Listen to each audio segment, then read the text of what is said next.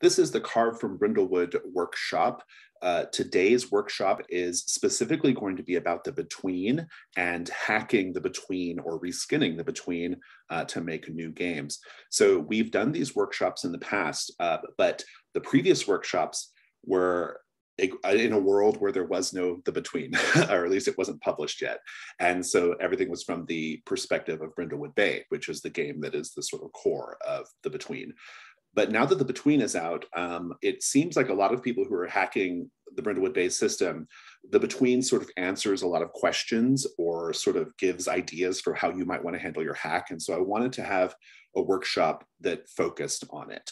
And so we have 3 hours here, and they're not going to be like exact hours, but just sort of 3 segments of the workshop today. The first is going to be about the structure of the betweens play. The second is going to be about playbooks. And then the third is going to be about threats and the campaign or mastermind structure. The emphasis, so basically in each hour, I'm going to talk for about 15 minutes or so about my design goals and how you might adapt those things to fit your own design goals. That's really important because even though you're doing a hack of the between, you should have your own design goals, because the things you want to accomplish in your game, what I did in the between, my design goals for the between may not match up, right? A lot of things will match up, but a lot of things might not. And so I think it's important to go into the conversation from the vantage point of design goals. And so you can kind of see what you can take and what you can leave, right? I'm not going to be going into much depth about things that are original to Brindlewood Bay, okay? Now, that doesn't mean we can't talk about them. If you have a question about, say, the basic moves, I'm happy to answer that question, and I'm sure everybody else would be happy to discuss it, but it's not going to be what my remarks are about. Likewise, this workshop isn't really about Powered by the Apocalypse conventions either. If you have a question about Powered by the Apocalypse moves, writing moves, I'm happy to talk about it. But again, it's not what I've really prepared for as far as the structure for today goes. Now, before we begin, I want to say that this workshop assumes that you have read the between and that you understand its terms. I'm not going to be stopping to define things. Also, I will use the between terms for things, but that doesn't mean you have to call those things in your game that, right? So just assume I mean, like, if I say like the Janus mask, assume that I mean like whatever the equivalent is in your game, okay? So with that, let me take a look at my notes and we'll get going. All right, so let's talk about structure of play. Like I said, I'm going to talk for a little bit and then I'll open it up to questions and discussion. But some big picture ideas here. I think I want to start by saying that the original version of the between, the version that existed even before Brindlewood Bay, did not have the structure that it has currently. It was structured much more like a regular tabletop role-playing game, any other role-playing game, which is to say it was mostly just free role play, you know, moderated by the GM, and occasionally it was daytime, sometimes it was nighttime, sometimes we did this, sometimes we did that, and it worked fine, it was okay. But I found that it wasn't really hitting the feeling that I wanted. It lacked a certain identity and it lacked a certain ferocity. I was modeling the game after Penny Dreadful, and when I watched the Penny Dreadful TV show, I had these really particular feelings and responses to it, right? And so my game was, at that time, was kind of getting there, but it just lacked a few things. For one thing, it was a Powered by the Apocalypse game about monster hunters. And so it kind of felt like Monster of the Week in a lot of ways. Like it had like Monster of the Week vibes. And so that's not great because that's not my favorite PBTA game in the world. I play it a lot, but it's not my favorite design-wise. And then it lacked this sort of intensity and ferocity that I think the Penny Dreadful TV show has. And so I started to add things to the game to sort of get me to the place I wanted to get in terms of the aesthetic and the vibe, but also to sort of like make it feel distinct from every other game that was out there. But then I ran into another problem. Even after I sorted out the mystery system by writing Brindlewood Bay, I still had this one sort of key problem. And that problem was that the amount of cognitive load at the table was high. In my efforts to sort of get this particular aesthetic, this particular feeling, this particular vibe across at the table, I was asking a lot of players and GMs. I was asking them to think about the setting, to think about thematic things. The unseen existed already, and the unseen was like asking you to describe things that are not even part of your story. There was the concept of backstory, but not being able to talk about the backstory, so you couldn't like work through it at the table. There was just a lot of cognitive load, and some groups handled it better than other groups. And so what I decided to do was create this structure, and the structure accomplishes the goal of minimizing the cognitive load because you can basically put everything kind of into a bin, right? Like certain things happen during the day phase, certain things happen during the dawn and dusk and so forth, right? And so that was helpful. But also the way I structured it helped accomplish that original sort of aesthetic goal that I had for the design. And so talking about the specific day, dusk, night, and dawn phase structure of the game, and really really truly, like I'm talking about day and night, those are the important ones, right? My design goal there was to emulate the feeling of Penny Dreadful, like I've said. That TV show has a very casual, languorous feel in the daytime scenes, right? It's Vanessa Ives and Dorian Gray walking in a garden, smelling flowers and being sexy with each other, right? But like in a subdued way, very, very casual. It's hanging around in parlors and looking at maps, it's that sort of thing, right? Whereas the nighttime scenes are they're vivid and they're intense and they're fast, right? They are feral in feeling. And so I decided that the best way to sort of accomplish this sort of feeling structurally was to divide it up into day and night phases. And one of the neat things about doing it that way is the day phase feels like a regular between role-playing game, right? It's like every other game, right? You just sort of frame up scenes and you sort of follow the players around, you sort of respond to what they're doing, and it's very kind of open, right? But then the night phase, by making it a separate thing, I was able to sort of emphasize its difference and make it special, right? By saying it's a different thing, by saying it has different procedures, by saying that it has a different feel, and then enforcing that feel by the way you play it, it makes it special in the minds of the players, right? And so it helps accomplish this goal of the nighttime feeling different, and thereby satisfying the overall goal of like having this sort of Penny Dreadful feel. So that's sort of where day and night came from.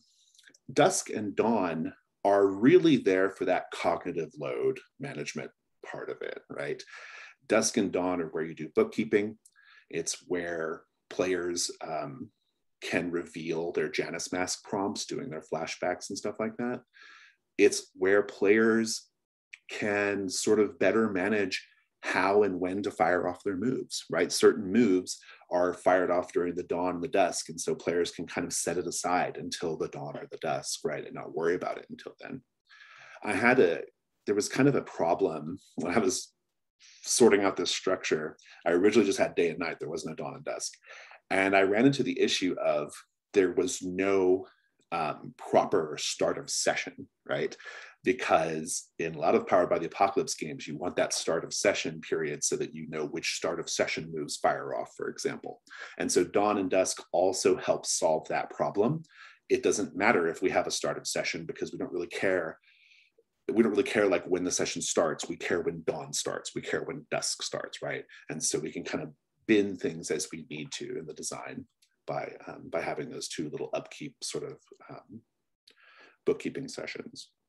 So that's sort of the overall structure, kind of what I was hoping to accomplish.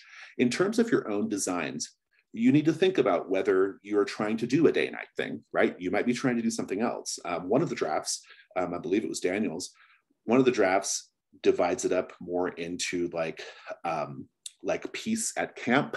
It's like a war game. and then the sort of like storm of war, right? Those are the two sort of like big ideas. You can divide your game up in that way. You might be interested in exploring other types of things. And so if you want to do a structure like this, you can think about things apart from just day and night. That's advisable, because day and night may not satisfy what you're trying to do. That said, if you have a horror hack, day and night's great. So you may not have to change much there.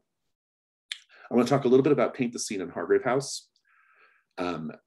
If you'll just kind of hold your questions about the 4 phases until we get to the discussion part, that'd be great. We'll talk about Paint the Scene in Hargrave House. So this is one of those things that, you know, one of the things I really want to strongly advise you do when you're writing your hack is figure out who the characters are and what they're doing, right?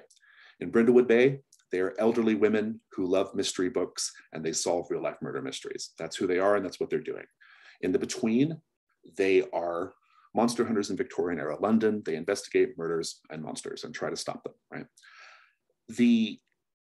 The thing that makes the between sort of hold together, because the characters are so wildly different from each other. You've got the werewolf, you've got the servant, you've got the witch, you've got, you know, the sort of Alan Quatermain, you know, explorer type. You've got these like really wildly different characters. What unites them in a lot of ways is Hargrave House, both the work they do and the physical space of Hargrave House. And so that's why we have that part of the Dusk phase where we do a paint the scene question about Hargrave House. It's to explore that physicality, that location that they all share, right? Now, in playtesting this, my original drafts of this game had Hargrave House as its own play sheet. It had a sheet just like the Mastermind or whatever. The Mastermind didn't really exist then, but like what the Mastermind is now, it had a sheet like that. It was almost like a separate playbook. And you had to manage things like resources. You had like shared side characters that all the players could interact with, a little bit like the Factotums, Hargrave House Informals. Like it had all that stuff on the sheet. And that was fine, but I started to realize that it was just more bookkeeping than was necessary, because really my only goal was just to show the physicality, the shared space of Hargrave House. And I decided ultimately that that was done more simply and more elegantly by just having a regular paint the scene question about Hargrave House. In this case, it takes place in the Dusk phase. And so that was sort of like how that came about. Now, that's not to say that you can't have a more shared thing in your game. If you think that's a cool thing you want to do, if it's a big part of your design, then you should do it. You know, I think one of the hacks has something like that. I can't remember which one, but I think it might be the war one again. There's like a camp, a sort of shared like thing. That's great. My only sort of like piece of advice about that is just be mindful, especially if you play test, be mindful if the players and GM can handle it all, right? And make sure that that thing exists structurally in a place where it's easy to get to, but also like not think about when you don't have to, right? Like that's kind of really important. So let's talk about the unseen. The unseen is one of the really big things that the Between added that Brindlewood Bay doesn't have. And but it's something that existed from the design almost in the beginning, because I had this idea that I wanted London itself to be a character in the game. I wanted to make sure that we were taking time to show London, right? Because London, I had the idea that the setting was going to be really, really important to this.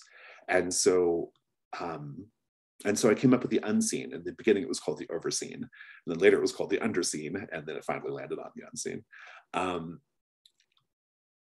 So if you are going to have something like this in your game, some sort of external narrative part of the structure, you should think about what you hope to accomplish with that. I don't think you need to include it just because, right? Brindlewood Bay has no such thing, because Brindlewood Bay is the scope of the setting is not the world's major cosmopolitan center of the world, right? Like, you know, like, so it doesn't really need that necessarily. We could totally do an unseen type procedure in Brindlewood Bay where we get to see other people in Brindlewood Bay, or maybe we get to explore some other aspect of the setting. But it, in my opinion, it would be overkill. It just, the scope of the game doesn't require it.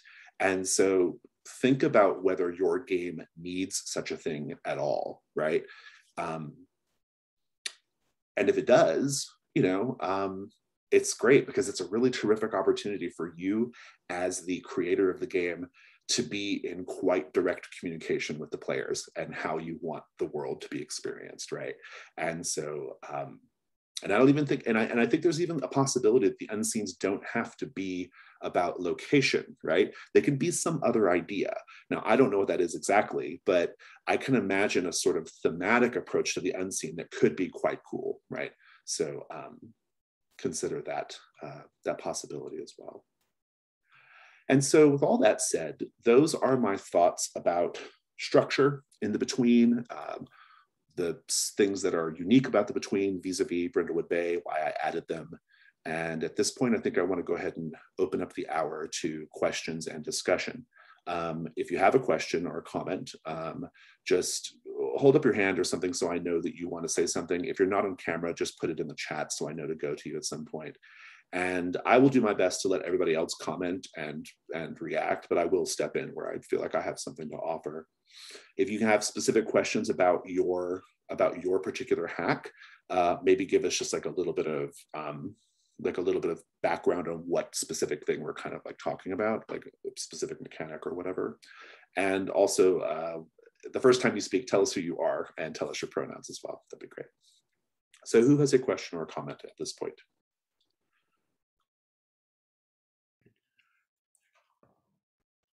Go ahead, Daniel. So mine is about the unseen, and I'm a big fan of the unseen, and it has like at least three or four different things that it does for the game. And my favorite thing is that it keeps time for the night, right? It's a way to keep the night moving right along, and so that's the part that I'm struggling with because the night. Okay, so the game that I'm working on is. If you're familiar with Sharp's rifles or Horatio Hornblower, it's a Napoleonic game that focuses on the personal lives of these soldiers that are at war, and the war part, the battle part is separate. Maybe only 25% of the game. 75% of the game is the trials and tribulations of these soldiers. So the night is not that. The main focus is on the day, but you don't want to like speed through the day as you would the night. And so the battle part, I think, is where it actually belongs. But then my players, what they like about the unseen is that's a way for them to creatively snag some XP, right? And if I use the unseen only for that 25% of the game, it's going to cut down on their advancement. So I'm agonizing over where to put it and what's its main purpose. Does anyone have any thoughts before I speak?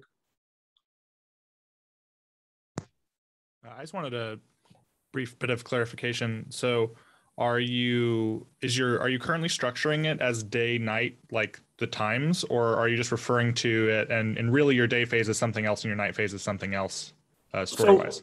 So I'm using Dusk and Dawn, and I'm using all of them. I've just kind of flipped them a bit. And so really what the night is for is to access. That's when the characters can access resources, whether it's NCOs around a campfire or the officers' mess. And there's actually some drama. One of the playbooks has some, like, there's drama associated with the officers' mess in terms of like bullying and hazing, that kind of thing. But that's when they basically like process the day and try to find resources amongst the other like regimental resources. So it's not it's I guess it's more like kind of like the Dusk phase in the between. Well, I mean, it has a really like Night Witches vibe to me. I don't know if you've played Night Witches, but like it's super Night Witches, right? So you may actually find some value in going and looking at that game just to see how that part of the sort of like camp life, what it's like. Night Witches is a game by Jason Morningstar about Soviet era women in World War II. And it's an excellent game. It does not have the same emphasis on mystery and problem solving that I think these Carver Brindlewood games have, right? It's much more about like the characters' lives. I have some thoughts about the Unseen, and I guess the main one is I think you just need to be really clear with yourself about, you know, what you as the creator hope happens at the table, right? Like, what is the thing that you hope will happen as a result of this? When I wrote The Unseen for the Between, what I hoped would happen, and indeed what does happen, is that people would sink into the Between as a game about sensory experiences and theme, right? And exploring other parts of the city. I wanted to get them invested in the setting, right?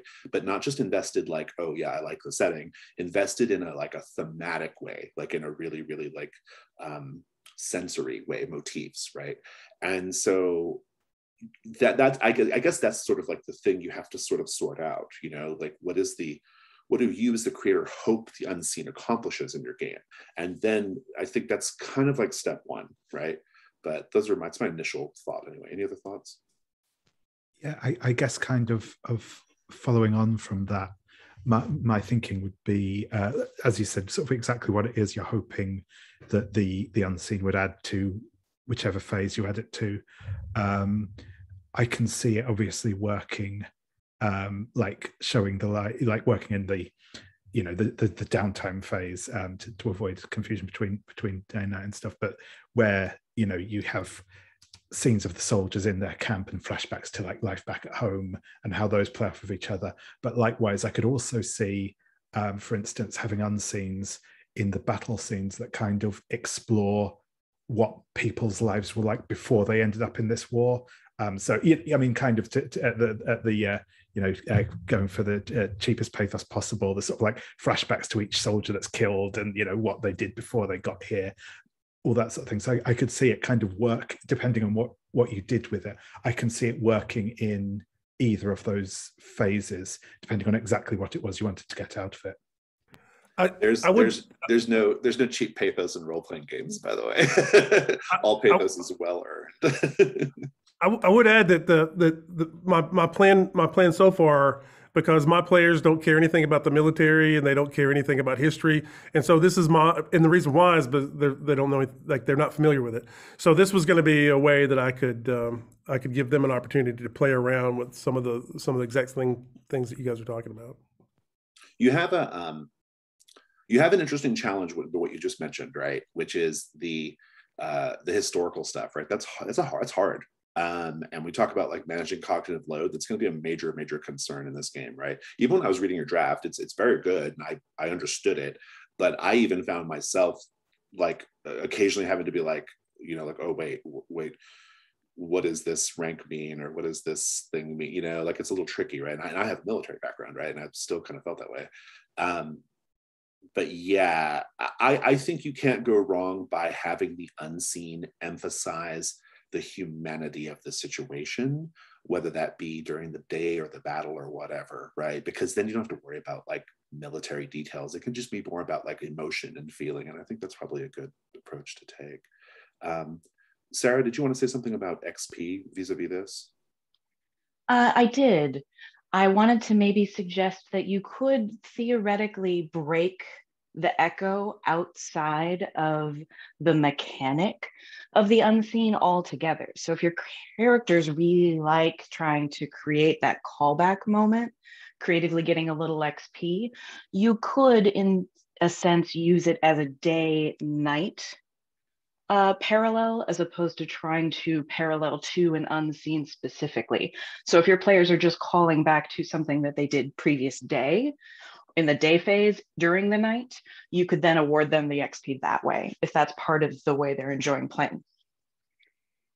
Yeah, there's no like rule that says the Unseen has to be only about like this nighttime. It's that way in my game because I really want to hone in on the nighttime, right? Like, and so that's what you get rewarded for. But I think Sarah's right about that for sure. Sasha has a really good point in the chat here. Sasha, do you want to expand upon that a little bit? Yeah. So I just think, I love the game. I think it's a super cool idea. I love historical fiction, and that's not something you see explored in RPGs super often. But yeah, I was just thinking that using Unseen in the battle phase is a good opportunity to sort of, explore events that's happening on the enemy side, or also that civilians caught up in the battle. Just that thought. I like the enemy side idea a lot, right? I think it's a really good one. Adrian, go ahead. I think what now has been said, and also Jason, what you said in the beginning about one of the possibilities of using the unseen, I think, and why it might not fit as much in Brindlewood Bay is basically this idea, and I think you commented on my draft as well, of kind of a cinematic quality, or rather kind of a larger world, right? So basically, if you want to kind of draw in or highlight that all of this is taking place in a kind of larger world. So for example, in my draft, a game about kind of post-apocalyptic landscapes that the characters find themselves in, my idea would be to use the unseen to kind of give an idea of other little stories happening in this post-apocalyptic world that we don't get to see around the settlement that the characters live in, but rather kind of give this feeling that there is a kind of big world that where stuff is going on, right? I think that's a terrific point. Gabriel, who's on the call, Gabriel and I are working on a game that we can't talk about in too much detail yet because it's a license thing and we can't talk about it yet. But it has this, we've been talking about ways of making the unseen actually account for like the travel that takes place, because the characters travel from place to place, right? So the unseen could be a great way of like showing like a travel procedure, or like showing like, parts of the world. And that just kind of piggybacks on what Adrian just said, this idea of like, showing that world. And I think this is really, Daniel, what we're all kind of like hitting on here, which is your setting is really specific, and it has a lot of like really historically specific things that I think would be easy to trip up on at the table, right? But you can frame up the unseens so that they load up a lot of information, right? Like even in my game, you don't go into it, people don't go into it knowing what a rookery is, or knowing about the sort of like day-to-day of like the English maid, working in a middle-class household. But so the unseen sort of like the presentation of it does kind of like front load a lot of the information that the players need to be successful at it, right? And so you have some opportunity to not only like get people engaged in the setting, but in fact to show them how to do it, right? So yeah, and if it's okay, just jump in there. That's sort of because I wrote some of the unseen threats in unseens in the initial launch, and I discussed this. I think actually it might have been on our last call about this, but like I did explicitly go in with a couple of those, the idea of making them like slightly didactic and saying, this is a particular element of Victorian society and what it's about, expand on it, kind of thing, as Jason just said. But yeah, that was kind of, I went in with that explicitly in mind to do, sort of thing. Yeah, it's an opportunity, right? I mean, like in the between, we get the opportunity to tell people what the Grand Guignol is. That actually wasn't a thing in London, by the way. That was a French thing, but Penny Dreadful has it, so that's why it's in the between. But it's a chance to talk about those things, right? To show the setting, which I think is really great. But you can frame it in a way to where the players don't have to know a lot about the period or the war to react, to respond. I don't know if that was helpful, Daniel, but I think that's what we've got. So does anyone else have any thoughts on that before we go to the next question? Any last minute things?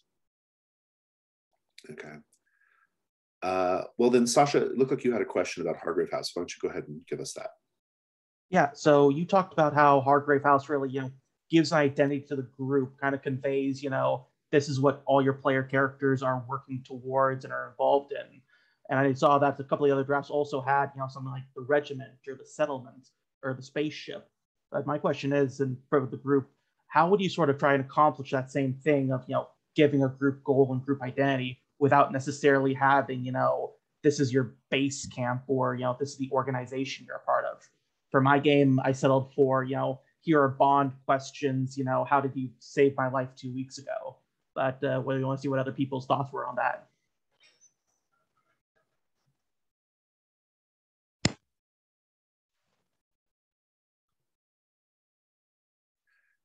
I'll start by saying that I'll say, as somebody who sort of famously hates Dungeon World bonds, I will say that I think that's not a bad approach. The thing about it is, as a sort of bigger sort of like design idea, I find, having run and played lots and lots of role-playing games over the years, I find that a lot of games have what I call a sort of like getting started problem. And that getting started problem, usually the genesis of it is almost always because it's a little too open-ended, right? You have this great like setting perhaps, but like it's a little bit too open-ended in terms of like what unites the characters and what they're doing, which is why in both Brindlewood Bay and The Between, despite all their other trappings, especially in the case of The Between, what they're doing a thing. They're investigating murders and monsters, right? And they're trying to figure out how to stop them. And the Hargrave House is a part of that. And it's a unifying thing that helps just sort of like lock the players into the setting and into the activity, right? I think you've kind of picked up on all that, Sasha, and that's great. I like your question though, because your question is essentially like, what are things, apart from physical locations, what can that be? And I will say that maybe it's nothing. It could be that the player characters their very nature unites them sufficiently, right? Brindlewood Bay does not have a feature like this because they are sufficiently united by the fact that they are elderly women who enjoy, that they're part of a mystery book club. Now, in the very first mystery that you played at Overboard, there actually is a little moment where you learn about their book club, like where they hold their book club meetings, which is kind of the same thing as the Hargrave House procedure in the Dusk phase. But your game I'll just start by saying your game doesn't necessarily need it, right? Depending on like how connected the characters obviously are in the beginning. So that's my initial thought. Anybody else have any thoughts? Go ahead, Evan. Hey, Evan, he, him. So along with the draft I submitted, I'm also sort of working on something sort of vaguely fantasy adventurous. And one idea I had, because they're going to be traveling around and doing stuff, is instead of focusing on like, oh, we're in this house or we're on this spaceship, it's like, okay, what does it look like when we're all just together and like hanging out by the campfire, or like hanging out like at the mouth of a dungeon? And sort of what does that like hang out, like sort of liminal space look like when we're all just like in the same room together? And how is our stuff arranged? Who's sitting next to who? And sort of fulfilling those bond questions, but sort of coming back to in those moments of sort of like quietness or company. I love that. And I love you bring that up because when I said earlier about being a Bond hater in Dungeon World, my response to that, like sort of in the way I play the game, is to have those connections happen around the campfire, right? And so I think that's a really good insight. Like it can be about just like, how do these characters interact with each other, right? And the campfire in the fantasy context is a really, really good one, right? Because it is a location of sorts, but it's a mobile location and it's something they're always sort of doing, so yeah. If anybody else wants to jump in here, by all means, go for it.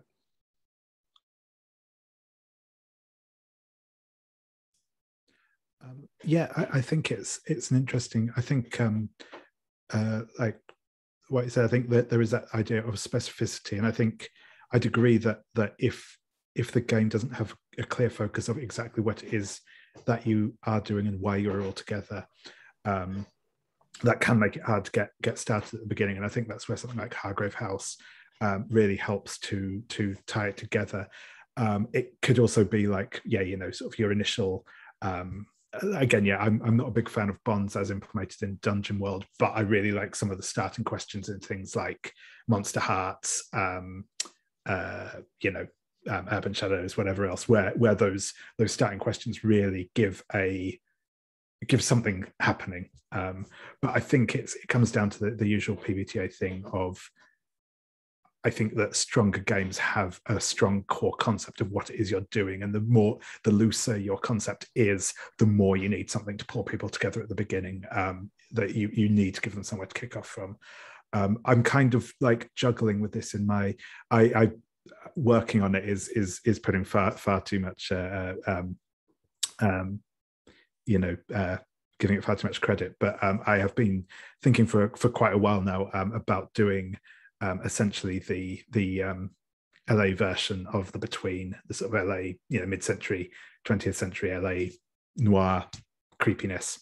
And that's one of the things I'm kind of interested in looking at in that is, again, the idea that I explicitly don't want the characters to be bound together by something like Hargrave House, because I want to go more for that, James Ellroy telling these stories of these individuals whose stories converge through happenstance rather than because they've all been put together in a room at the outset. And I think it is an interesting challenge because you need to give them enough reason to engage, while if you still want to give them the freedom of how they engage with each other. And I think it is a difficult, like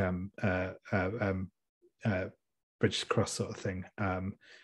So I don't know if I've got anything more useful to say than that, but yeah, I think it's definitely an interesting approach. I think it's, but yeah, I think, like I said, I think as long as you make sure that you give them some reasons that they might want to cooperate, coexist, even if it's not giving them a framework to operate in.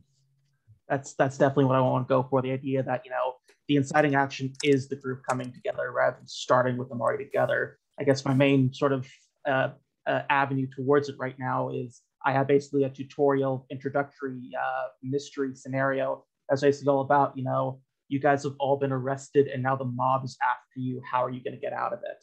So I need to test it and see how it goes. But yeah. Max, you had like an interesting comment in the chat. You want to expand on that a little bit? Yeah, so I'm thinking about like an Umbrella Academy thing or a superhero thing where the thing that brings them together is a common enemy. And I'm thinking about the mastermind's role in the Between, and just really wondering if the actions of the mastermind or the consequences of the mastermind's initial drastic arrival might serve as that uniting experience for player characters rather than needing them to be in a same physical location. I think that's a terrific idea. I mean, I think what we're kind of getting at here in this conversation about sort of like about Hargrave House is what we're really getting at is like what brings the characters together, right?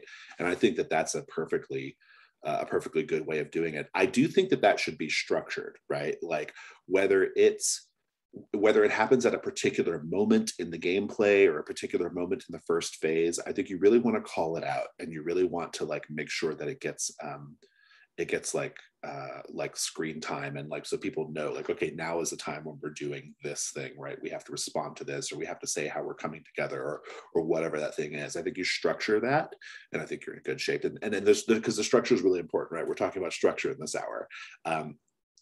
I think that players benefit from parts of the game telling them when to do things at what time, right? Because again, role-playing games in general are a big ask, right? You're asking people to like unite their headcanons and to in an impromptu way, like talk in character and do all these things, right? And the Between and games, and games, even a lot of Powered by the Apocalypse games, go that extra step of asking the players to be like co-GMs, right? They're like co-little GMs, right? And so the structure of that is just going to be the main thing. Like the way you deliver it is super important, right? But I like it as a sort of like alternate way of getting there for sure.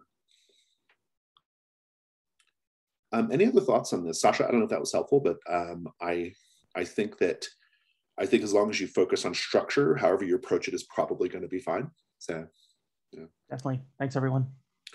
Let's go to Adrian. You have a question from the chat. Do you want to go ahead and give us that now? Sure. Adrian, he, him. I forgot to mention my pronouns. So what I wanted to ask is about the kind of how close do you feel is the connection between running through the phases and a single session, right? Like, of course, I mean, you always can say it should be always and so on, but the question is like, how, from a design perspective, like how close do you think this is related? I'm going to answer it as a keeper of the between, which is, as you know, I try to get the whole 4-phase structure in one session because that's how I like to do it. Because I like for the dawn phase to be last. I like for the dawn phase to feel like end of session, right?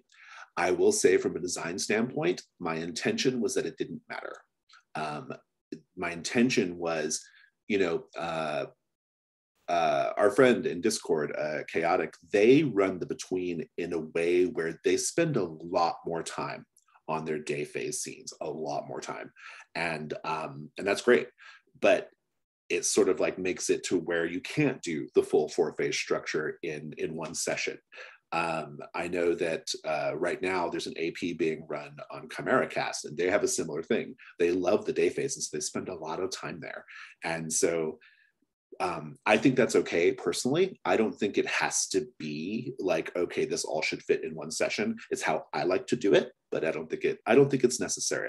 It's not always that way in my games, and it's fine when it's not. So I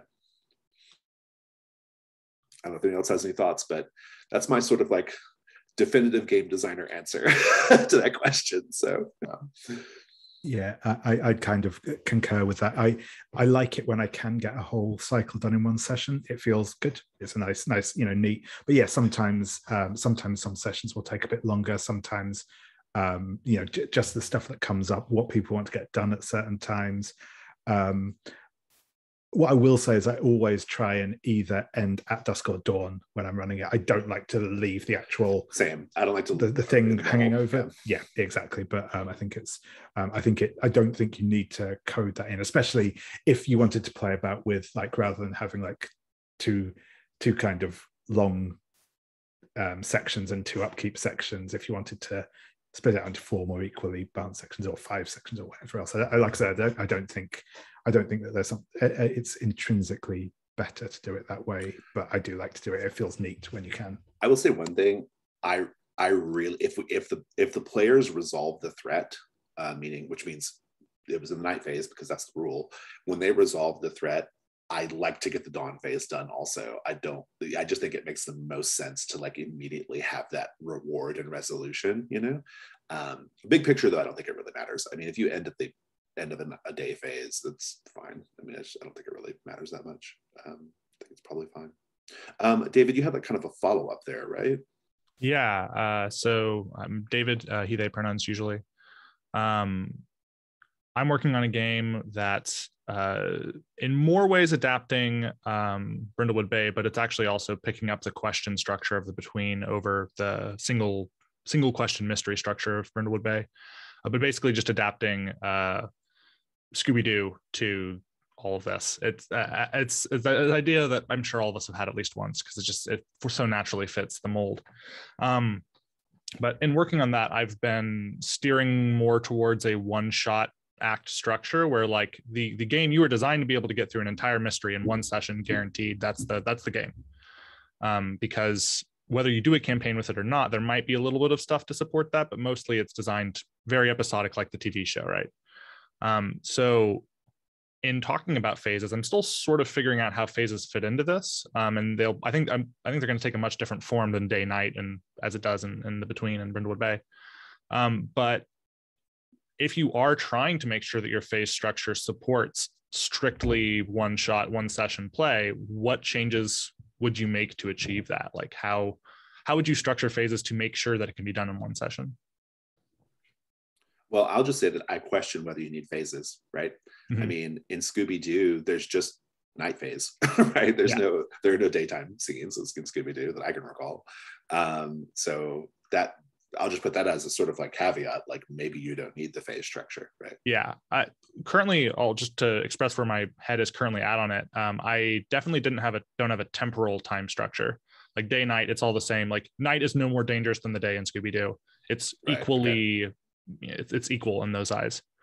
However, Scooby-Doo does sort of have this thing of the more clues you've collected, it like the amount of contact with the monster ramps up, right? Until you get to a point where there is some kind of chase. And like the chase is almost its own piece. Currently, I'm adapting that as a move, but that might be more of a phase depending.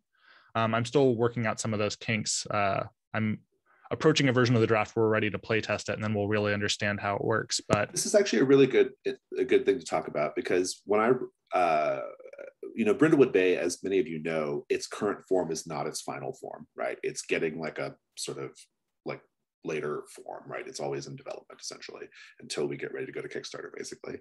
And one thing I've discovered about Brindlewood Bay is I really have been thinking hard about reworking what happens after you do theorize, because that part of it is really loosey-goosey.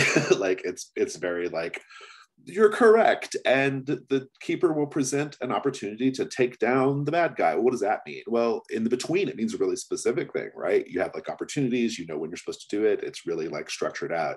And I like the idea of Brindlewood Bay having just a little bit more guidance about what happens after you do theorize, and I'll probably do that. I don't think it needs to be a different phase of play, though, not for Brindlewood Bay.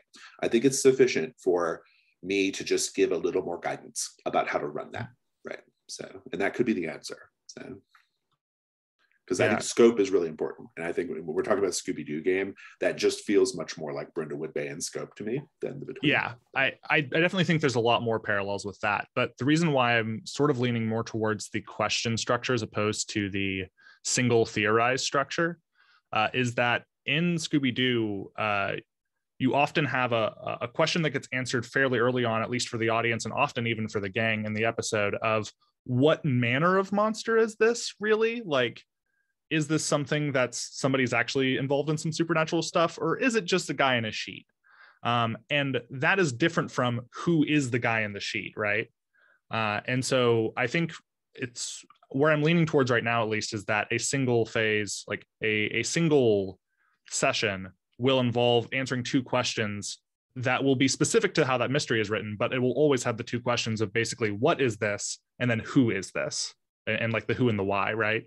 And the who and the why, well, that's sort of how I'm structuring it, at least. You had something, Jason? Well, no, but Nicholas, you said you look like you have a comment or a question. Yes, Nicholas, him. I'm working on one game which is more like Brindlewood Bay. But the other, I got a group of people who are on the kind of outside the civilization. I don't know the English term, sorry. People who live outside towns in their homes, and I removed the day-night phase, but I kept the dangerous phase with the night, which is structured differently in the move.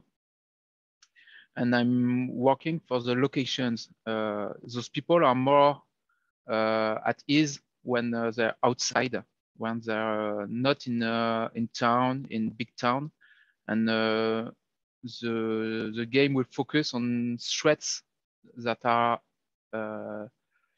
attacking the outside where they live, but which is centralized in those big towns, and they need to get there. And it's more about the location where you're at. Is there some place which you are more safe, the day move, and some places where it's more dangerous, and I kept the structure of the night move. So I think that's a really smart way of doing it, because it accomplishes a lot of the same design goals that I had, you know, or at least but it does it outside of the day-night paradigm, and I think that's a really good way of looking at it. Like maybe the phases are something different, maybe there's a thematic thing you're trying to explore, and but you still have the like less dangerous, more dangerous like halves of it, right? I think that's a really, really good approach, actually. It's great. We're getting pretty close to the end of this hour. Sarah, did you want to, you had a good comment in here. Did you want to like talk about that? Sure. I thought that because, and this was in relation to your Scooby-Doo idea, if you wanted to lean in even further, you could pull from Brindlewood Bay the kind of like cutscene commercial moment. And so as your gang theorizes, you could then have those cliffhanger moments of like, they're about to find out what the mystery, but after this commercial break, and give them an opportunity to kind of vamp around with that as a unseen, so to speak. I love the idea of like Saturday morning cartoon commercials. I know some of you are too young to probably remember what that is, but yeah. Well, so what do you think, David? I mean, and Adrian? Yeah, I was going to ask if you mean very much like the Brindlewood Bay cut to commercial, where like there's a scene that's narrated for the commercial break, some kitschy commercial that's on kids' television, or what you had in mind there, Sarah? Oh, I guess I meant that instead of using day-night phases altogether, a way to break up your player characters' moments would be they get to a point where they might solve something or something dangerous might happen, and then you cut to commercial. And then much like the unseens in the between, you have a holster of 20 different commercial ideas, and you as the keeper get to pull on one, and then you have your three like paint the scenes. It's to memorialize the transition, right? Yeah. Yeah. Yes. So I'm going to make a note of that because I love that idea, and cut to commercial is one of my favorite moves in Brindlewood Bay that we actually have never used at the table. It's drastically underused in my opinion. Yeah. I only ever get to do it once or twice in a campaign, just because I forget about it. But yeah. I'm going to. I think it's a really good fit here. Yeah, I totally agree. And actually, something that I was thinking about was in order to force that time lock of like you get a mystery done in a session, like it's designed for one shots, right? One thing that I thought could aid with that, because something that I've noticed in Brindlewood Bay is that all of my groups like to get way too many clues, like more than they actually need in Brindlewood Bay or even in the between. And so basically, if answering a question, one of the two questions requires a certain number of clues, then once you hit that limit, then it triggers and you have to answer the question. I think it's a good approach. Yeah. Yeah.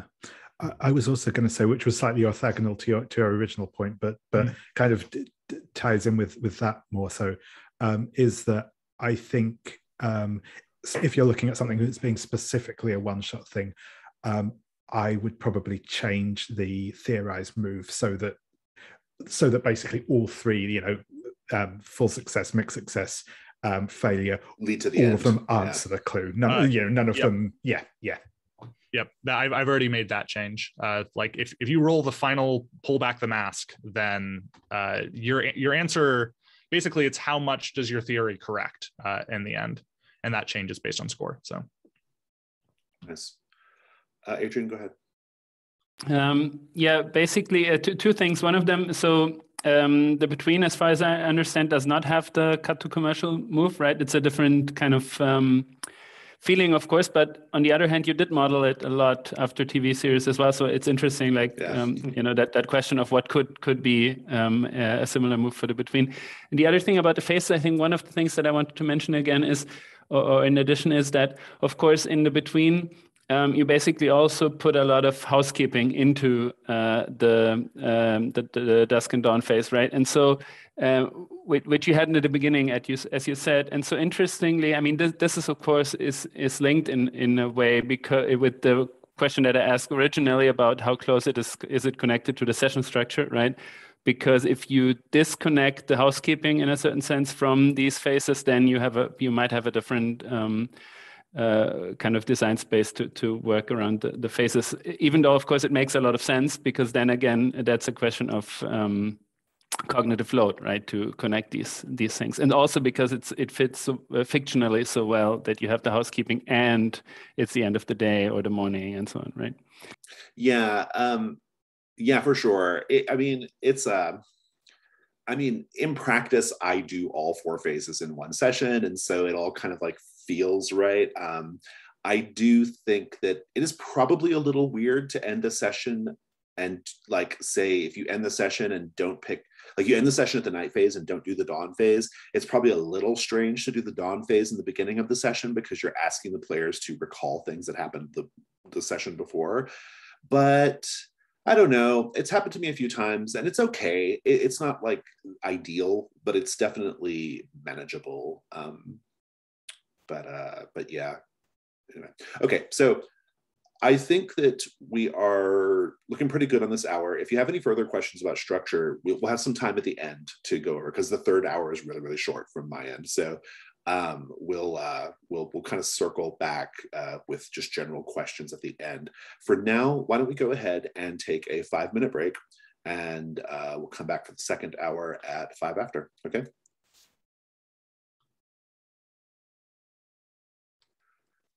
So for the second hour, we're going to talk about playbooks. Playbooks are a major difference between the Between and Brindlewood Bay. Brindlewood Bay just has a character sheet, right? There's no playbook. So the Between is much more like a regular Powered by the Apocalypse game in that way. Here is the most important thing that I'm going to leave you with, and that will apply to everything we're going to talk about in this hour, which is the playbook is your best chance as the creator of the game to be in direct communication with the players. This is really important. Other games take a much more open or emergent approach to the characters and the setting for that matter. And that's perfectly fine, but that's not what the Between is. The Between has a point of view, my point of view, and you should always find ways to express your own point of view in your design. You know, there are 100 zombie games and cyberpunk games, just to pick on the couple of the drafts we have, but that doesn't mean that like yours can't stand out, right? Like how is yours different? The playbooks are one of your best opportunities to make your game stand out, right? Just like there are 100 monster hunting games, right? So, so just kind of keep that in mind. Here's the thing. I kind of mentioned this before, but I have discovered that this sort of like very thumb on the scale approach in terms of character and setting, you would think your intuition might be that it limits the player's creativity. I have found that is not the case at all. It is in fact the exact opposite. It was kind of a happy discovery, if I'm being honest, because I didn't really know that going into it, but that's how it ended up in play. Because what you're doing is you are locking the players in immediately in terms of setting and character. They get to have better fun in that sort of negative space because they don't have to worry so much about lining up their headcanon with everyone else, making sure they understand the setting. They get so much like front loaded just during character creation that they're just locked in and ready to play, right? And that's the advantage of this approach, because it kind of goes back to what I said earlier about the getting started problem, right? Games that have a getting started problem, it's because they don't really do a good job of like getting players like locked in immediately into what the play is about, right? And that's really, really important, especially if you're doing like something that is not like a typical role-playing game setting. Like if you're doing like a dungeon crawl, maybe you don't need that as much, right? Because honestly, everybody knows what that's like.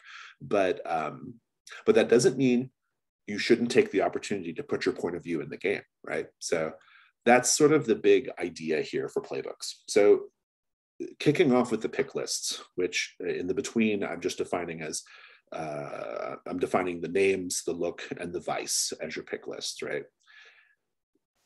This is an easy thing to gloss over creatively, right? You could very easily just come up with some names, come up with some basic like look options and be done with it, right?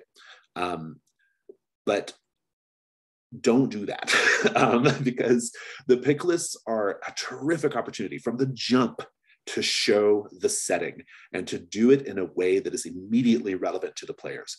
You know, if you look at the pick list in the Between, I'm telling part of the story based off the choices, right? I'm telling you a lot about the setting. I'm telling you a lot about the characters. I'm getting you invested in it right away. The sartorial choices between the American and the vessel and the factotum say something about them, especially vis-a-vis one another, right? Like that's really, really important. The vices are an indication of how that character operates in the world. It also helps explore themes related to that character, right? If you have chosen the undeniable and you choose, and one of the vice options is comforting the dying, it's saying something about the fact that the undeniable is an immortal creature, and their vice is like comforting people who are not immortal, right? It says a lot about them. There's an irony there, and it's me as the creator of the game saying something about it, right? And that's really the key thing. So your pick lists are a terrific opportunity to really, really to say what you want to say about the world, and importantly, say it in a way that's immediately relevant to the players. Moving on to the dawn questions, another really similar concept here. The dawn questions are more about action, right? It's you as the creator saying, putting your thumb on the scale of what you think the characters should be doing in the fiction, right? Like, I expect the characters to be doing this. I expect the characters to be doing that. The dawn questions are how you lock that in for the players and get them to do it, right? And so that's a thing.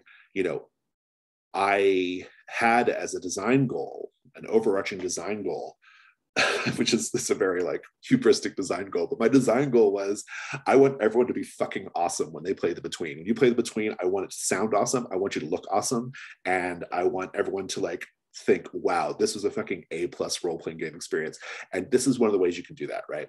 By really, really tightly saying, here's how to role play this character, and furthermore, you get rewarded for doing it, right? So that's like, don't be like sheepish about saying outright what the player should be doing.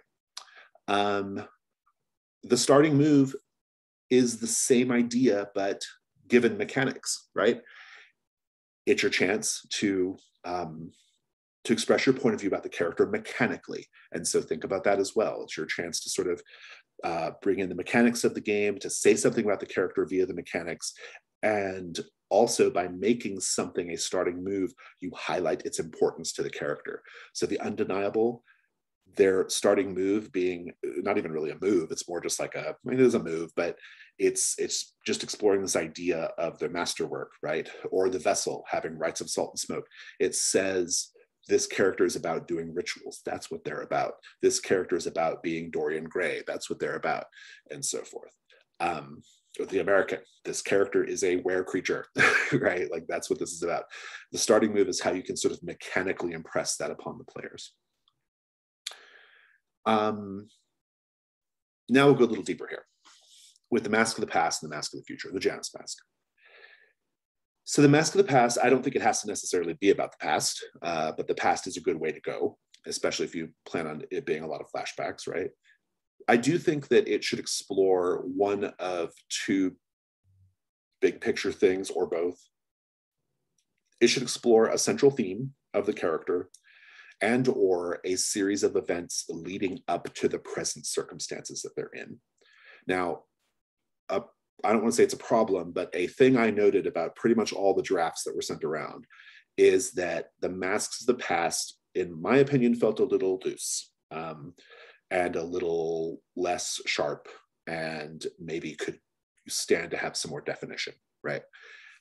If we think about you being in communication as the creator to the players, like this direct line of communication, this is one of those opportunities to do that in a way that really lets the player take the gameplay up to the next level, right? Because you're saying, here is a path for their backstory. This is the stuff you should be thinking about. And your backstory should fit within this defined space. But within that defined space, you have a lot of things to fire your imagination so you can come up with something really good, right? So the approach that is a little bit more like like a little less focused is not bad necessarily, but I do think it's a missed opportunity. I think there's a missed opportunity. I think you could take it to a better place, right? You can take it to a more emotional place, a more intense place, a more thematically interesting place. And so just kind of be mindful of that. I will compare it to Brindlewood Bay's Crown of the Queen. That is not about the past necessarily. That is about the characters as women, right? Because that's a major theme I wanted to explore, this idea of the characters as women. And it's sort of juxtaposed with the Crown of the Void, which is about showing the characters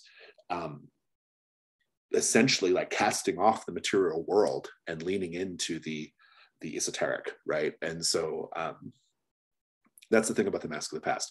You know, don't be scared to like get really, really specific, have a really particular point of view in that, okay?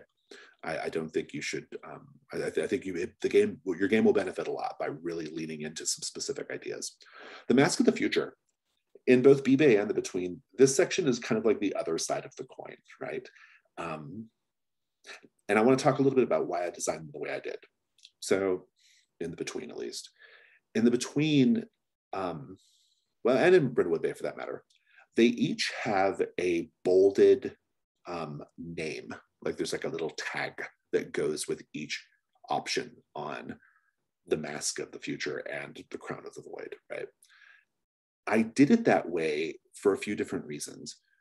One, I wanted to have a way that like the characters are united. And it's especially important in the Between. I wanted a way to unite them so that in the future, I could make reference to general things about the character and have like different like status effects and things that could affect each character equally depending on what they've chosen. It's a little tricky what I'm saying here, but like in the Between, if you have the darkened threshold marked, that has big implications for threats, right? Because certain characters react differently to characters with the darkened threshold. If you have the cosmic passage marked, certain custom moves that you can gain don't work if you don't have it. If you have Most Beloved, if you have like the Gilded Door marked, right? That has a big, big implication for like how things interact with you in the world, right? And so the Mask of the Future was like my opportunity to sort of like create some interesting common elements between the characters that I could like push, like buttons I could push to connect them up in the future. And doing it that way makes it to where we can create new playbooks like The Unquiet, like The Inherited, which is coming soon. We can create new playbooks that existing threats and things don't have to like know about, right? Because they just have to refer to the Mask of the Future elements. And when creating those elements in both games, I did it with a big theme in mind. So in Brindlewood Bay, the theme is Persephone's journey to the underworld, right? Like all the different like things are named after, you know, there's the pomegranate kernel, there's the, I don't remember what the rest of them are, but they're all like things kind of like meant to show Persephone's journey into the underworld, right? In the Between, the Mask of the Future is about portals, gates, doors, right? Because this is a game about crossing from the mysterious past to the uncertain future, right? So that is sort of why I did it that way and how I presented them. In terms of what they do, that's a really, really big open thing, right? I mean, you can have them be status effects, you can have them be conditions, you can have them introduce brand new threats. There's all kinds of fun stuff you can do there. But the lingering part is the bolded bit. That's the part that like hangs around and that like has implications for other parts of the world, right? So, and then personal quarters. Now, sort of conversely to what I've been saying here, personal quarters is actually like a space where I, as the creator, have stepped back. I say nothing about personal quarters and what should be in there, with the exception of like a couple of playbook moves. This is sort of big negative space in the beginning of the game for the players to add their own creativity to it, right? So I've told them a lot in the playbook, but then the personal quarters part is where is the talk to that tick, right? Where the players get to sort of like say, okay, well, here's my input, right? And so it's important in that way. The personal quarters, of course, is essentially just an equipment list, but what it really is a setting creation tool, especially in the beginning of the game, right? So so my big picture thoughts here in terms of playbooks, like I said, we're not getting into like Powered by the Apocalypse conventions here. I'm happy to do that, but that's not what my remarks are about right now. The big picture thing is, don't pass by the opportunity to really tell the players something about your setting and your world, right? And to get them locked into the play. So people frequently tell me that session 1 of the Between feels like session 3 or 4 of some other Powered by the Apocalypse game. And the reason why it feels that way is because the playbooks are so sharply flavorful and defined and focused. And I think that's I don't think you have to do it that way necessarily, but I think you should. So I think it is a good game. I think it benefits if you do. So we can talk about different parts of the playbook. Like I said, I'm happy to talk about moves and PBTA conventions if somebody has a question about that.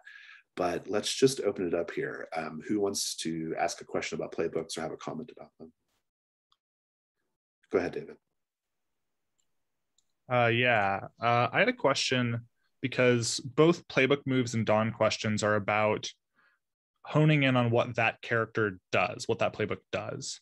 So how do you discern between what makes a better playbook move, which is mechanically very different than just a Dawn question, which guides roleplay? That's a great question. I don't even think I have an answer. I don't know. I mean, I'll just say that, like, let me think back to when I was writing them.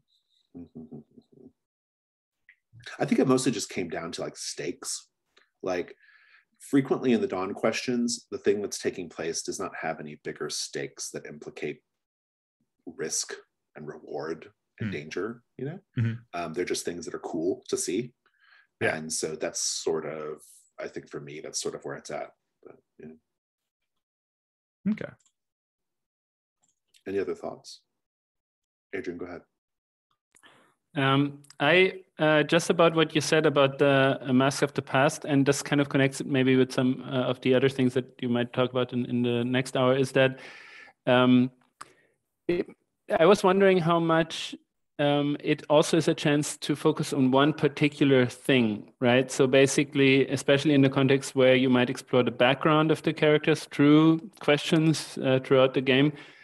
Because that's one of the things when I looked at my draft, I quickly wrote these masks and I thought, well, I have to rewrite them exactly in the sense that they form a coherent whole, where basically this is a place where you explore one part, for example, of the past, whereas other parts of the past are explored in different parts of the game, right? So this is kind of, and of course you can do it differently, but that I think for me is kind of an additional way to think about this is kind of an exclusivity in a sense, like, for example, like positive memories in one place and then kind of negative memories in another would be one way of doing it to make it plain.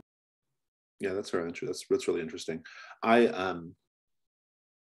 One thing I had in mind when I was writing, everything about the playbooks, but especially the Mask of the Past, is I wanted each of the playbooks to feel really different from each other. So all the pick lists are different, all the vices are different, all the moves are obviously different, but the Mask of the Past are different as well. And I really wanted to capture, I wanted there to be like a unique gameplay experience for each playbook, which is why, there's a lot of like community content creation that's happening around the game, which is super exciting. But a lot of the stuff that I see is not bad, but it's a little duplicative of something that's already in the game, right? Like sort of thematically, or like in terms of like a big high concept, right? And that's my focus when I'm thinking about who is the next resident of Hargrave House. Like, what do they bring to the overall storyline? What flavor do they bring? How different is the story? And so in the Mask of the Past, if you compare them all, if you set the 7 playbooks, 6, the starting playbooks together, if you set them all next to each other, they're each telling a really different story, right? Like they're really different story. Like, and they don't really have any like any serious overlap. And that kind of goes back to the idea that I base this off of prestige TV and cinematic gameplay, right? Like you need to know the character who's all about this, the character who's all about that, right? And so I definitely, when you're making your playbooks for your game, I would think about it that way. Like, try to make sure they're not like doing the same work in the story that another one might be doing. I think that's a pretty It's a good rule of thumb. Evan, do you have something you wanted to say? Yeah. So when I was thinking about the between in like Brindlewood Bay, it seems like for the between, you really like if there's like a scale between like, you know, very open character creation, like pre-made characters, the between is like very close to that almost pre-made character area. And as I was working more, is like I realized like how the specificity is very important to that. On the other side of the spectrum with Brindlewood Bay, I feel like we're sort of exploring the differences of like a similar character, like how my old woman is slightly different than your old woman. And I guess what are some signs that you should be either leaning towards that style of playbook where we're exploring like, hey, how is our same thing different? Or like, how is all our characters very different from one another and we're interacting with the economy in a different way? I have some thoughts, but I'll let others chime in.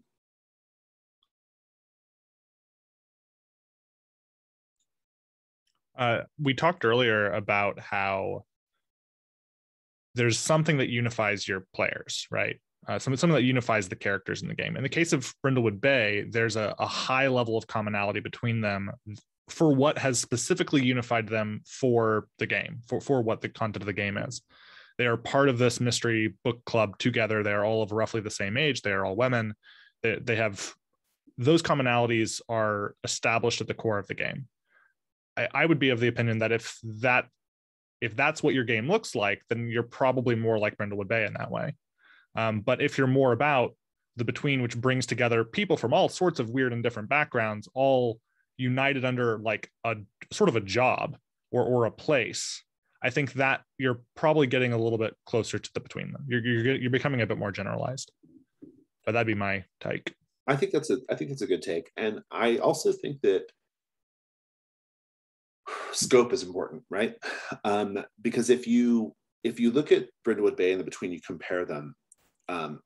Brindlewood Bay is a smaller in scope game. The campaign it ends for one thing, and it's shorter to do a campaign arc of Brindlewood Bay than it is the between, and not by much, but a little bit.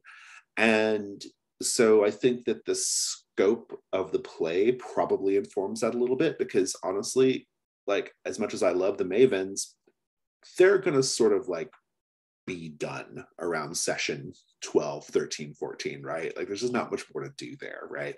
And that's okay because the scope of the story has like a natural endpoint, right? With the between, you have the potential for some characters to burn fast and be done, but other characters to linger, right? The undeniable, because they're an immortal character, they can linger a long time because of the way their advancements work, right? And so that's something I would just like I would think about the scope of the setting, think about the scope of what the characters are, kind of like what David said, like the scope of what they're doing is important and how they know each other. But also, to be fair to Brindlewood Bay, and I don't think you were being unfair to it, but just to kind of like put it out there, the women, their differences do become apparent, right? There are ways they're different. Like they do choose the Maven move, which makes them different. They do, and they can't duplicate. They do have their different style, right? They do have some things that set them apart. And their not personal quarters, their cozy little place is probably going to be different, right? And so truly their crown of the queen will eventually set them apart, like more narratively, right? And so it doesn't mean that there's no, just because it's like one character sheet doesn't mean there's no space for the characters to be individuals, right? But I think that the scope of the story and the nature of what the characters are doing, the between just demands more, essentially, right? I don't think there's any right or wrong answer. I also think that like the lightness of the story has a big impact on that, right? I think what David's described with the Scooby-Doo game means it's probably more of a Brindlewood Bay one character sheet approach, right? Because it's a sort of lighter, more of a camp element, kind of like Brindlewood Bay has, right? But those are my thoughts about that, I think. Any other thoughts on that specific question? I mean, yeah, again, just as a sort of follow-up on that, I think it's almost that like probably touches more as well on like wider PBTA design in general, in that I think the broader the scope of what the setting is and what the setting does, the more focused the characters need to be. Because if you have your kind of like if you had a a fantasy RPG type game that used the PBTA game, I should say, that used like the Brindlewood Bay style, just here's a big list of different moves, pick some of them, you're going to get characters that are very all over the place, that aren't necessarily thematically influenced. I mean, it might be fun to do. You might come up with some really cool combinations of, oh, if I take this and this, I can do this really awesome thing, a bit like playing D&D, which could be really awesome. But in terms of like a more focused story game, you're just going to get characters that aren't cohesive, which you get when you have the much more focused ones, a la whereas obviously, if you're playing in a much smaller pool where broadly speaking everyone can do the same things, then I think that's where you can branch out into like the very specifics of how each of them does stuff differently, like Brindlewood Bay does.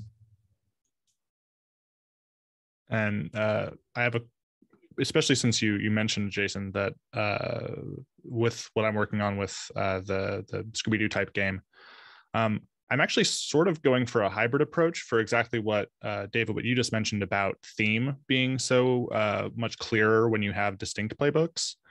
I'm basically going for there's a playbook for each of the different main characters of the show, because like Scooby-Doo is balanced in a particular way, right?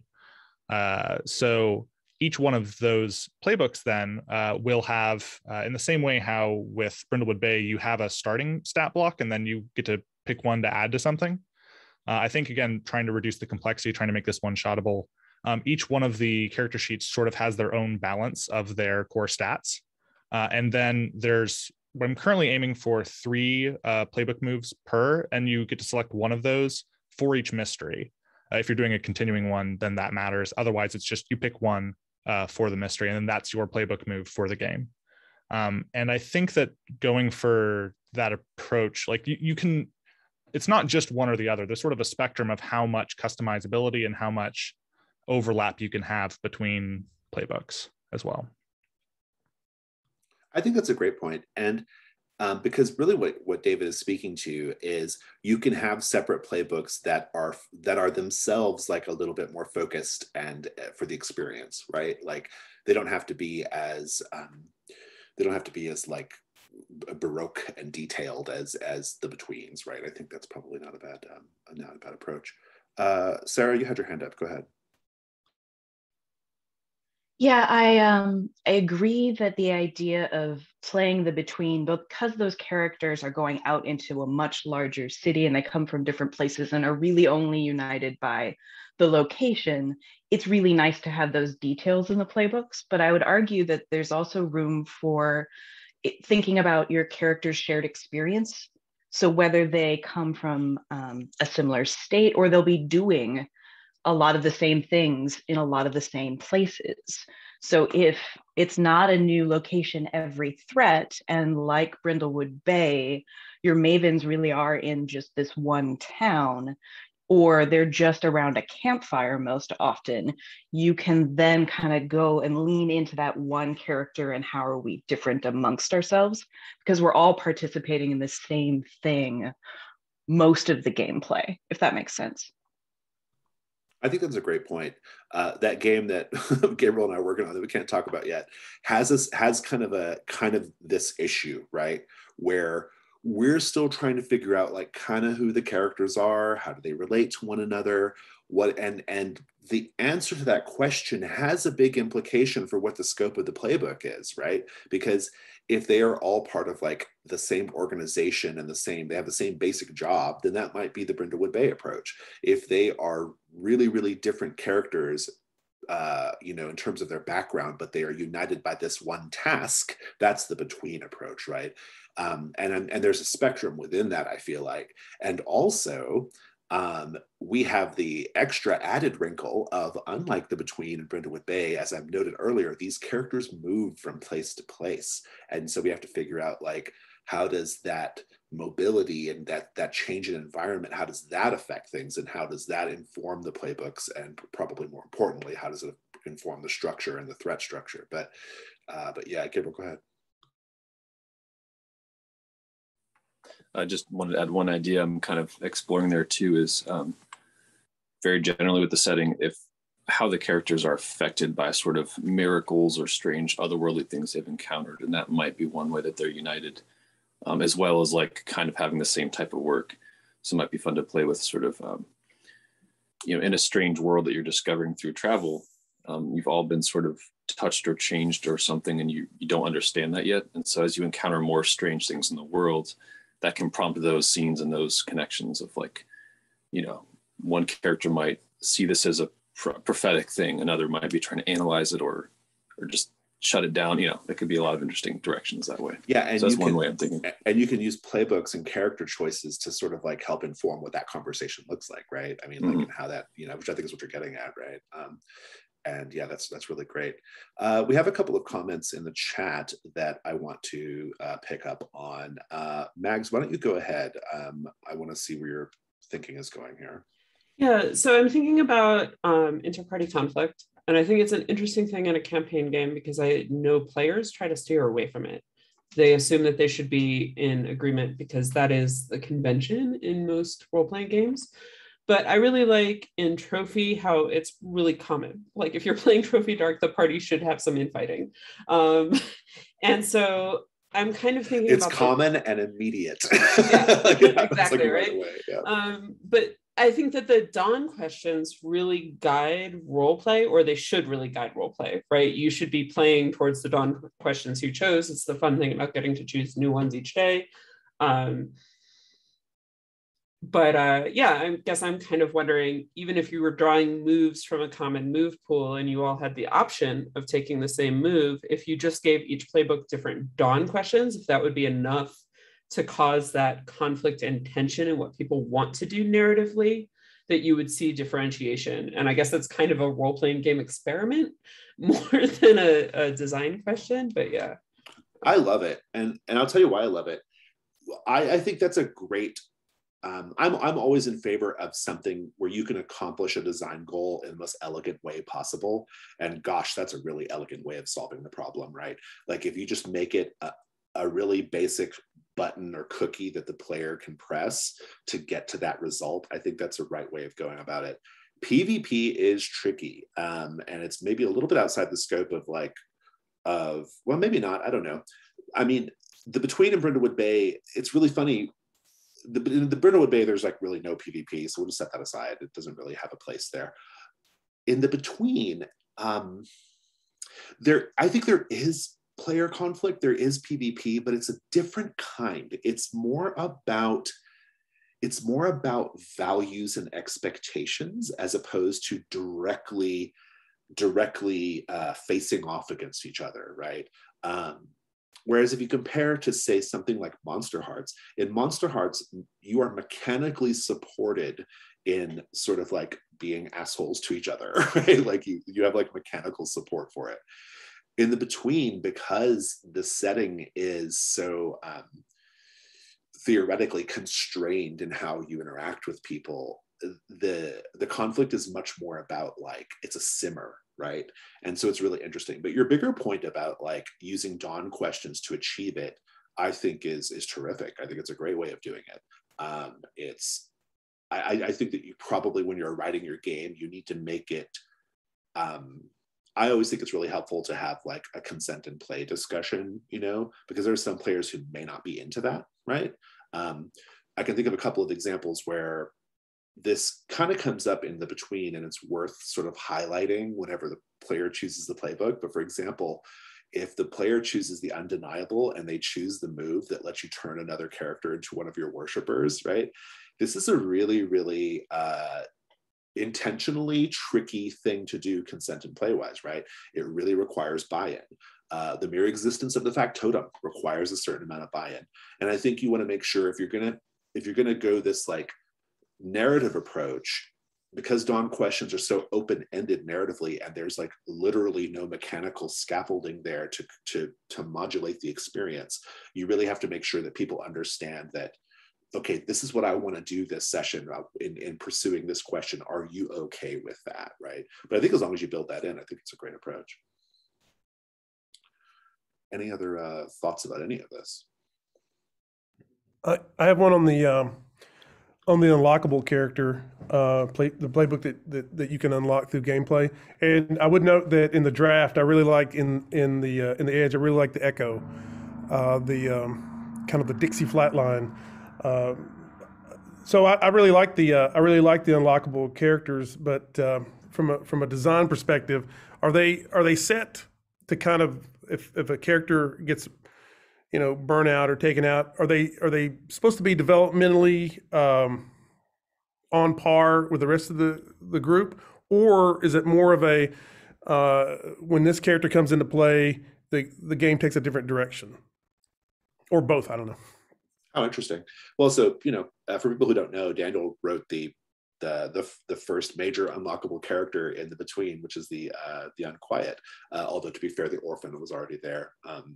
But for me, like when I made the decision about the Orphan to do it that way, to where you had this player character this playbook that only unlocks when a certain thing has happened with the mother. There was no, I don't design for symmetry and balance. It's just not the kind of game designer I am. I design for big moments at the table, big emotional and dramatic moments. That's what I design for. And I can't imagine a bigger, more dramatic moment than a character we've all grown to love bailing and having their ghoul automaton take over as the player character, right? It's a big, big moment, as Sarah can attest to, right? Because Sarah's in a game where we've had that happen. So in terms of design goals, that was sort of the thing. The Unquiet, I could have very easily, I added the bit that made it an unlockable playbook, right? And I could have very easily just had that be a playbook that you could play from the beginning. But I chose not to, because the assumption is you're going to start with the St. James's Street ghost. And so I liked the idea of Hargrave House having some ghosty ghost fun before they get their own ghost to sort of like be in the house, Here's why it didn't work as a startable character, and because when we were playtesting it was just a character, and one of my players was like, I'll do that one, and it totally it was a game stopper at one point when because we had the mother, right, and so the mother is this person of reason, and so the players was like, wait a minute, you have a roommate that's there's a ghost, yeah. You don't believe in the St. James Street ghost, like.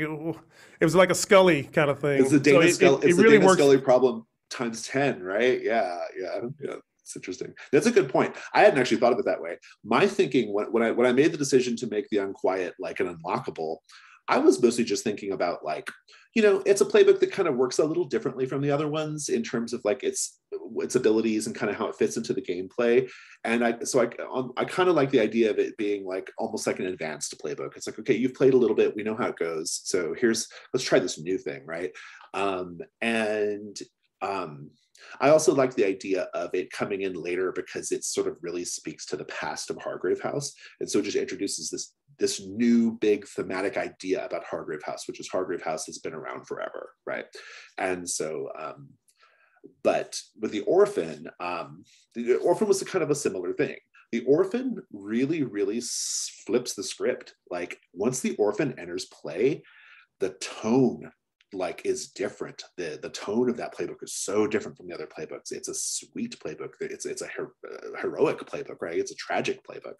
And so it kind of makes sense for it to be like a kind of later campaign thing, right? A sort of season 2 thing, if you will. But having said all that, as a general matter, the reason why I made so many parts of the game unlockable, almost like legacy style play, is because I thought it was cool, because it would lead to big moments, and there was no other, there's really nothing beyond that in my thinking. So. Yeah, I just want to say as well, I've written kind of a new playbook, the Acolyte, which also has an unlockable playbook, the Master, which those of you who hang around the Discord may have seen.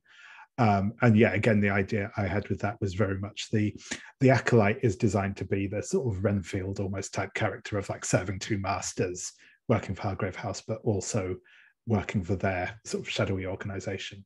But yeah, when they flip, they have the opportunity potentially to flip over to being the master playbook, which is when, rather than being a pawn of their secret organization they work for, they are the one in charge of it. And with that, I specifically wanted to give that playbook I don't like it, because again, it's always difficult in PBTA games to actually say, is this mechanically more powerful? Maybe not, I don't know. But I specifically wanted it to give it the feeling, at least, of having more power than an average character, because you are the head of a fairly influential secret society. But also to sort of temper that with this idea that they are only a temporary ally of Hargrave House, that you know, they're not going to be, it's only good. So with them, the sort of I don't know if I'd call it necessarily a balancing, but a kind of the caveat that I put on them. Well, you have to have design goals, right? You got to have a design goal for the playbook, right? They have their own design goals. Yeah. Exactly, yeah. And sort of, yeah, the caveat that I sort of put on them is that their what you call it, the bloody portal, the final one, their sort of retirement one, is they retire and become a threat. It's like if you go down that route, you will eventually turn on Hargrave House, and that sort of is baked. I mean, obviously you can let yourself be killed or whatever at some point, but if you fill out all of your masks, you will at some point become a threat to Hargrave House, because, like I said, that alliance is always temporary. So yeah, and I think that was kind of how I felt with that one, and how that sort of unlocking it worked, and how what changing from one playbook to the other playbook meant outside of that. Going back to this idea of the more limited in scope playbook, Nicholas had a really interesting comment about how the detective dog game works, where you have like the generic dog playbook and the unique cat playbook. Talk about that a little bit. That's an interesting approach. Yeah, it's a game more like Blindlewood Bay in scope than the Between. The idea is everyone play dogs, detective dogs who are in a secret circle and defend their town against supernatural threats. It's based on the Beast of Burden comic book, and many other fiction about a group of dogs who defend against threats. And often this cat character who is in the group but has some kind of differences of how he approaches things, how he interacts with other characters. And I wanted to do that to match the fiction. And so there are playbooks where are dogs, and like Brindlewood Bay, it's same kind of playbooks with one particular move, which is based on the detective master of the dog, owner of the dog. Each dog has a detective owner, and he brings a move similar to play. And the cats is more independent and different. The masks or the crown are very different for the cat. The starting move is different, and he has a particular move, which is he is a cat, so he can do things cats can do and dogs cannot do. My goal design here is clearly to get this particular character, but which has to become friends with other despite his differences. I love it. I think it's such a good approach, and I think it goes to, I think what really that speaks to is that there's a spectrum here, right? It doesn't have to be a binary, okay, you're either doing the Brindlewood Bay version or you're doing the playbook version, right? It can be something in between, and this sort of like modular approach helps achieve the goals of the fiction, right? Which I think is really, really cool. It's a great way of approaching it.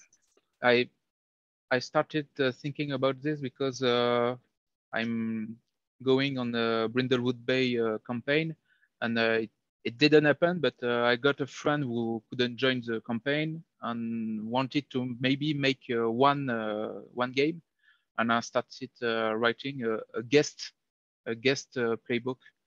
Nephew in peril. Yes, like we see in TV shows, a guest star is coming for one episode, and that's when I started thinking about it. Yeah, you could have like, it's like Grady from Murder She Wrote, right? Like Grady showing up and having troubles. Yeah, it's really good. As long as it's not Sheriff Dalrymple, I think you're okay, because he's a monster. Nobody should play him. That's terrific. So we've got we can go a little longer in this hour, because I think this is the next hour is going to be pretty short as far as like the scope of what we're covering. So let's kind of move on. Any other questions about playbooks? Any of these specific like sort of categories of elements on the playbook, anything like that?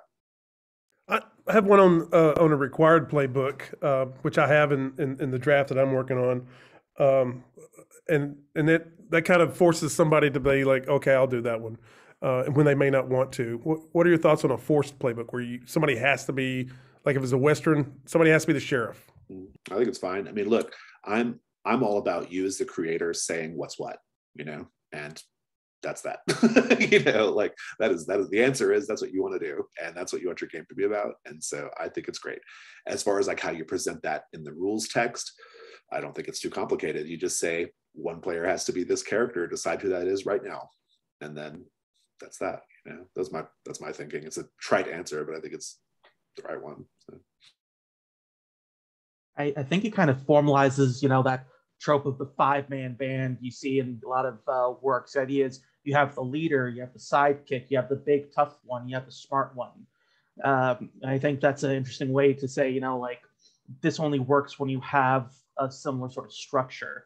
I guess for me, also I think I have a bit of a similar thing where I have cyberpunk tropes, and then I have a detective, and usually the detective's the protagonist, right? But I guess it's the question of, how much do you want to place that weight on someone, like even in the between, like the explorer is positioned as the leader of the group. They're Timothy Dalton going to the club and talking with the witch. I'll tell you that I had, being so sort of like rooted in Powered by the Apocalypse games, I find that the mix of playbooks, in terms of like the different types of playbooks, and in particular what the players choose to play, has a big impact on what the campaign's going to be like, right? This is very, very most famously in Monster Hearts, right? The original Monster Hearts had this playbook that they got rid of in Monster Hearts 2. But the original, I can't remember what it's called, The Chosen, maybe, I think is what it's called. And it was basically the Buffy the Vampire Slayer playbook. And the presence of that playbook changed the game in a dramatic way. It made the game a totally different experience than whether it was not there. And the reaction to it was always generally pretty negative. And so Avery got rid of that playbook in the second one. I think, so for me, knowing this, going into writing the playbooks for the Between, I know how the presence of certain playbooks can change the feeling of the game. I just leaned into it. So if you have a Hargrave house without a vessel, that's a really different Hargrave house. If you have a Hargrave house with an explorer, that's a really, really different Hargrave house. So I leaned into it as far as like, just giving like a sort of like different experience, a different type of campaign, and embraced it basically.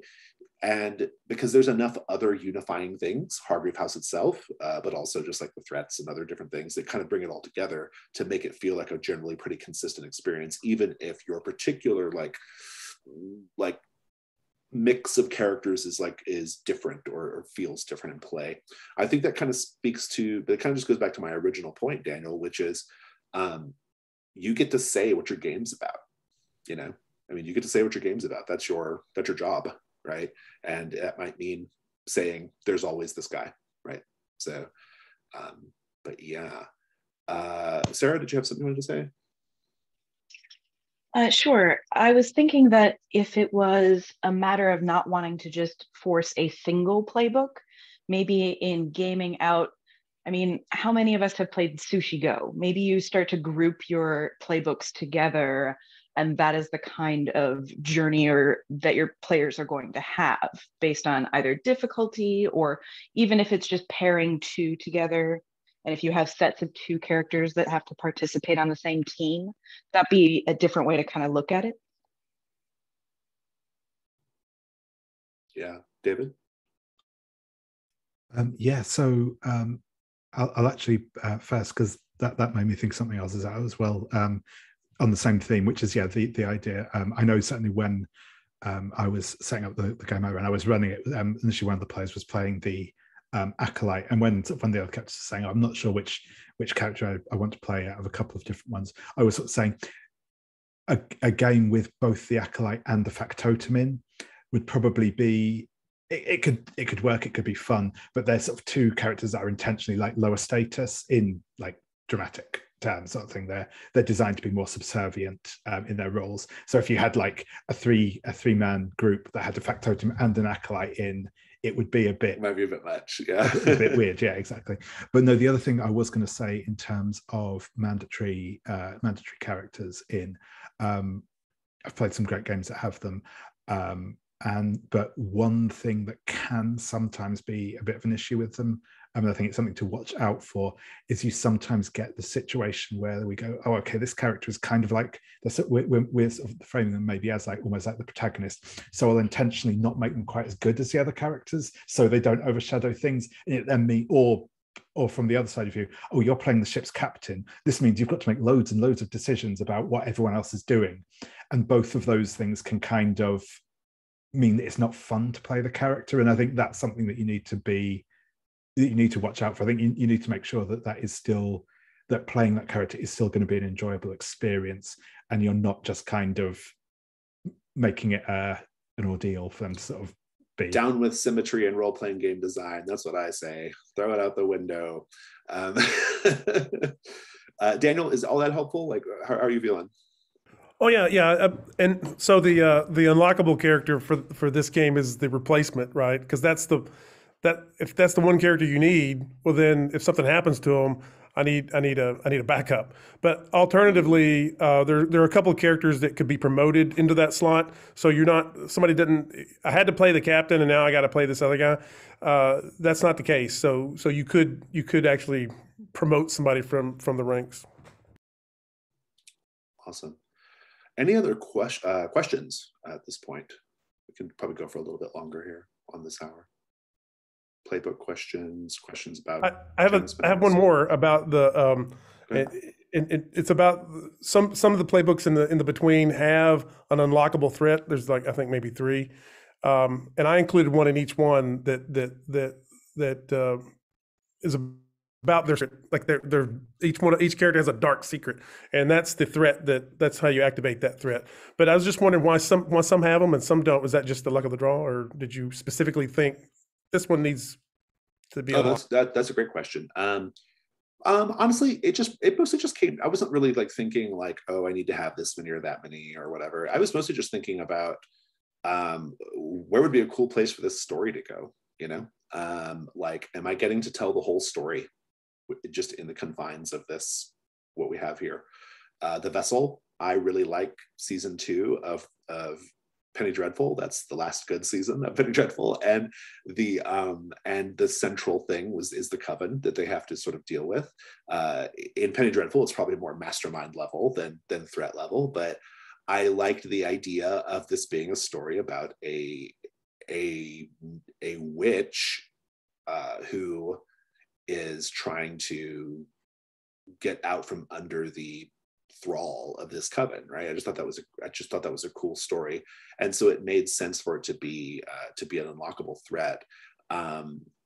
Same thing with the American. The American has 2, right? There's 2 different ones, right? The Pinkerton and the Cursed. And I was just mostly thinking like stories that I think would be fun to do basically in the game. Whereas with the Undeniable, there's nothing like that in the Undeniable, because honestly, the undeniable by themselves gives you all the story you need, right? Like there's just an incredible amount of good storytelling and character development going on, just kind of baked in. It doesn't need that little external bit. I thought originally about making the undeniable one of these, like, oh, they become like a villain sort of like threat, you know, kind of like the cursed and the American. But I decided I didn't need it because the undeniable kind of starts that way. So there's like, you know, there was nowhere to go. Like the undeniables like starts at 10, right? And so there's like really like kind of nowhere else to go for it. And so it just kind of came down to the individual needs of the playbook and the story I wanted to tell with it. So yeah. Any other questions or thoughts or comments about anything? Yeah, I have a question on the design side of the playbooks. When I first read the Between, I was not shocked, but the characters are very, each are focused on a very specific type of story.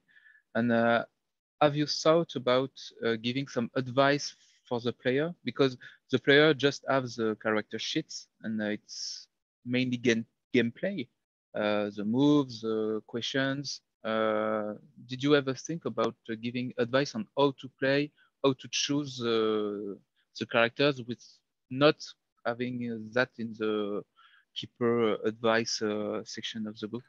No, I didn't think about that. And I think the reason why it never occurred to me is because I actually think that the material on the page fires up the player's imagination enough, right?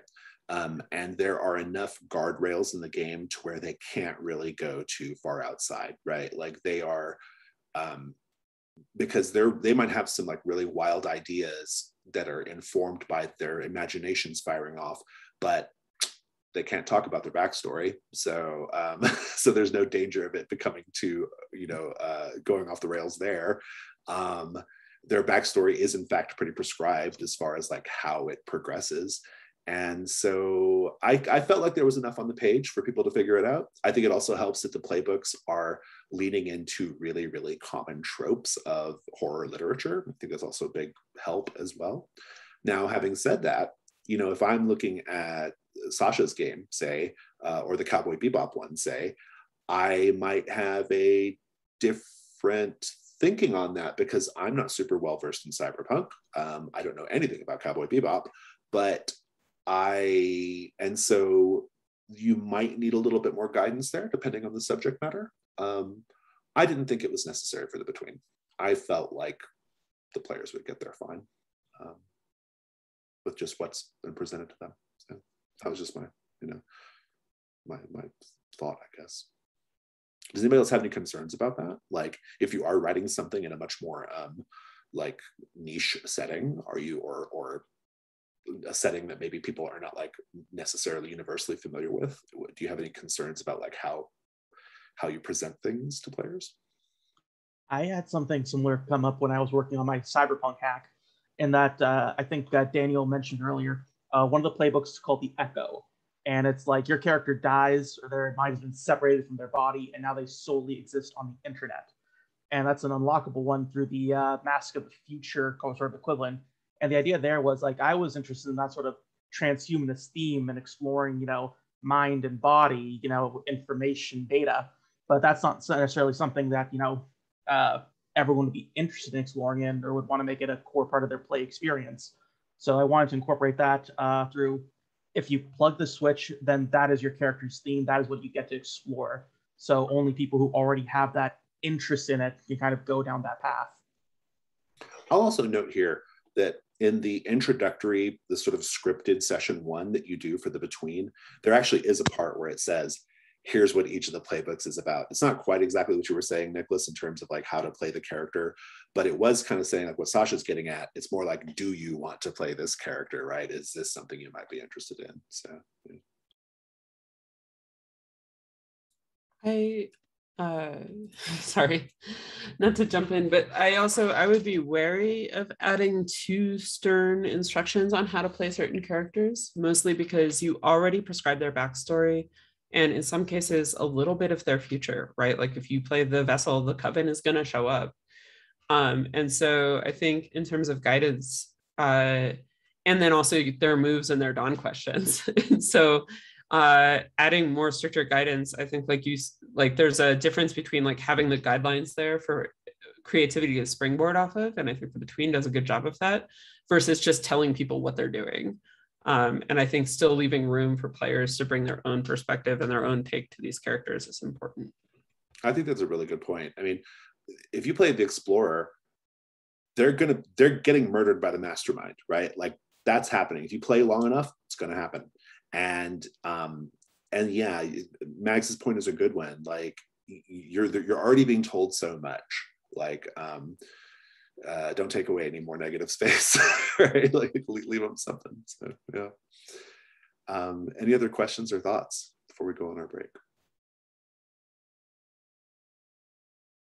Sarah, did you have your hand up?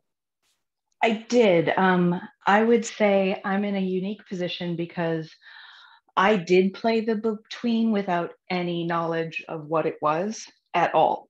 Like session 1 for our game, I hadn't read any of the playbooks. I was just invited by my partner saying, hey, we need a +1. And I would say that it was disorienting coming from a Dungeons and Dragons sort of perspective on role-playing games, but I was so in it 20 minutes in. So I think that there's something very inspirational about starting the game as you fill out your sheet and not having too much preparation for your players. There's something magical about that. I had some experience playing recently Star Trek 2D20. My friend was running it. I don't care about Star Trek. I've never been into it, but I'm getting into that, doing research about it. You know, that was an interesting thing. I ended up checking out the Next Generation. So it was this role-playing game that got me to explore something I otherwise, wouldn't have cared about. Yeah, that's great. Nicholas brings up the good point in the chat that the descriptions of the playbooks are in the rule book. To be fair, Nicholas, I'm pretty sure that's from the keeper side, though. I don't think that's in a section that the player has access to. So I think your question is probably fine still. But, yeah, it's in the. I'm reading the book right now. It's in the session 1 presentation. Yeah. So you are. It's designed to read it to the player. So that's what I was talking about. Yeah, for sure. Okay, so why don't we go ahead and take our second break at this point. We'll take 5. We'll come back at 11 after. We'll do this shorter section about the threats and campaign, and then general questions after that as well if we need to. So we'll be back in 5. So for the third hour, we're going to talk about threats and the mastermind or the campaign structure. Here's the thing.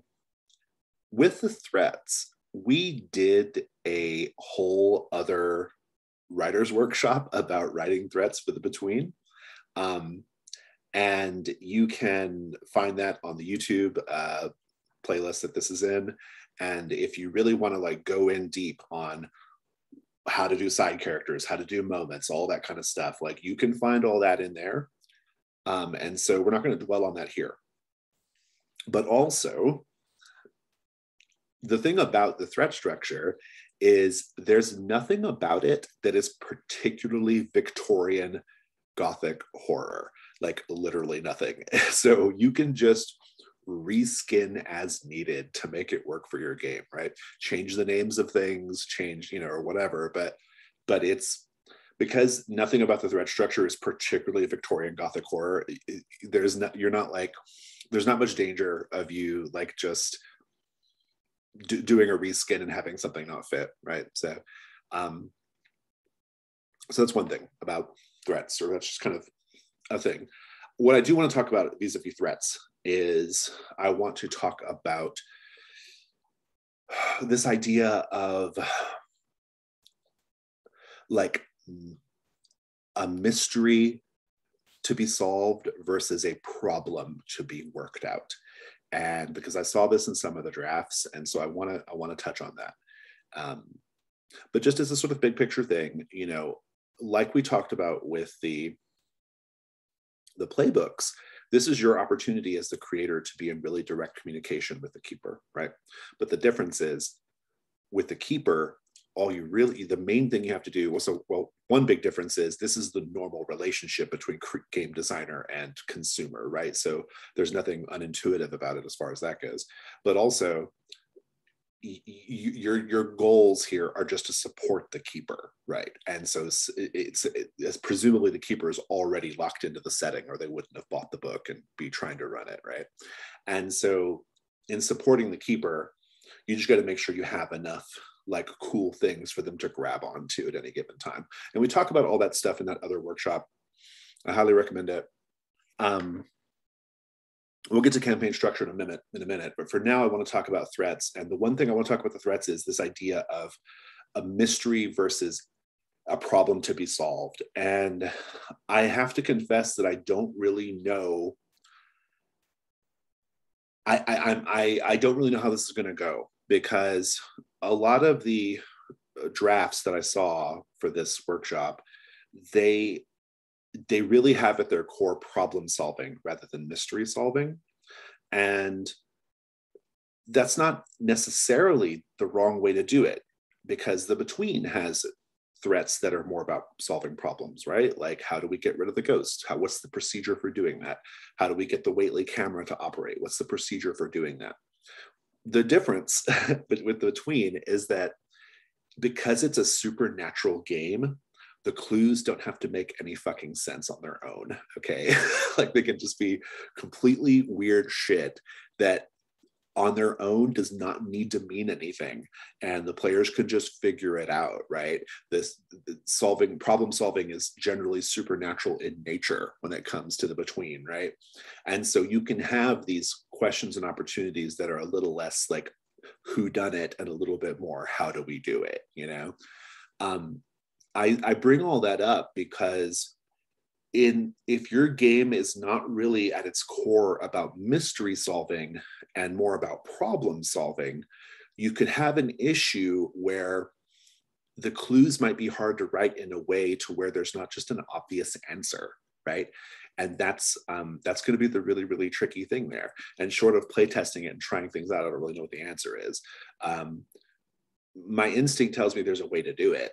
But I think you're going to have to be like, you're just going to have to be a little more careful. In the between, when you're writing clues, you don't have to be careful at all. You can just write what other weird random stuff you want, because the nature of the game is that the players are going to make it all make sense. But if, for example, in Daniel's game, you know, if we're trying to figure out like how to cross a ravine, there are probably some really obvious answers for how we cross the ravine, right? And so it's the activity of searching for quote unquote clues might not make as much sense, or the clues themselves might be very dispositive, right? Like by themselves, and that's a problem, right? So that's kind of my initial thinking on this. When we're talking about hacks, like my gut tells me that it really should be a mystery that you're doing, even if that mystery is in a setting that's not, you know, like it's a war or it's whatever, as opposed to solving a problem. But the caveat there is, you know, I'm sure there's a way you can do it. And if your setting has some like less real world sort of things, you can definitely do it. It's less of a problem, right? I think I want to just like pause there and kind of open it up to questions and comments, because I think that's probably the biggest thing that some of the drafts I've seen are going to have to cope with, right? So let's just take that away. Go ahead, Daniel. So I for the threat contest, I wrote a few, and one of the ones that I wrote was "Welcome to the Brimstone Society," and it's not supernatural. And this, so the question is something like, who are the three leaders of this inner circle? And my players, when they were playing it, they're like, that guy. Like, I don't need to roll. It's that guy. Like, what's his, you know? And so I was like, you know, it was I had to stop because they're right. I didn't need to write it. I didn't need to write "Welcome to Brimstone Society" in that way, and it's a flaw. And my players like picked up on it immediately. Why don't we just take off their masks? This is the guy, you know.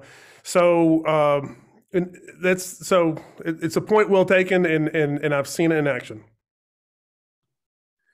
Yeah, I mean, questions and opportunities. We talked about this a lot in the other workshop, but so I won't belabor it here. But and also the contest. This is so key, right? Like you got to get it right, and because if not, the gameplay falls apart almost immediately. And so it's big, important things to consider. You know, it all goes back to that: what are the characters are doing, and importantly for the threats, you have to make sure there are no logic gaps. You have to make sure there are no automatic answers. You have to make sure the clues are not immediately dispositive. And it's tricky. Brindlewood Bay clues are much trickier to write than Between clues for this reason, right? Because Brindlewood Bay mystery is one basic thing: who did the murder? And it's much more grounded in reality than the Between is. And so when you're writing the clues, you've got to be really, really careful that they don't like automatically answer it, you know? And it's definitely worth keeping in mind. Any thoughts on this? Any questions about this? Like, just, you know, especially for those of you who have drafts who are kind of trying to puzzle this out right now. Did you even realize it may be a problem before today? It might be another way of approaching this. I've had a couple of thoughts, but not related to a specific thing. So I'm keen for people who have more skin in the game to go first.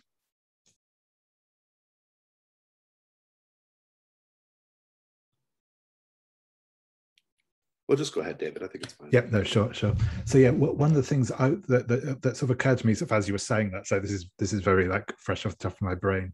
So apologies for any incoherency, but the what did occur to me was, like, you know, to take, for example, the idea of something that's a bit more problem solving oriented. I was thinking of something like Blades in the Dark, where I could see a game that used some of the Between Brindlewood Bay mechanics to essentially do a long form version of the engagement role from Blades in the Dark.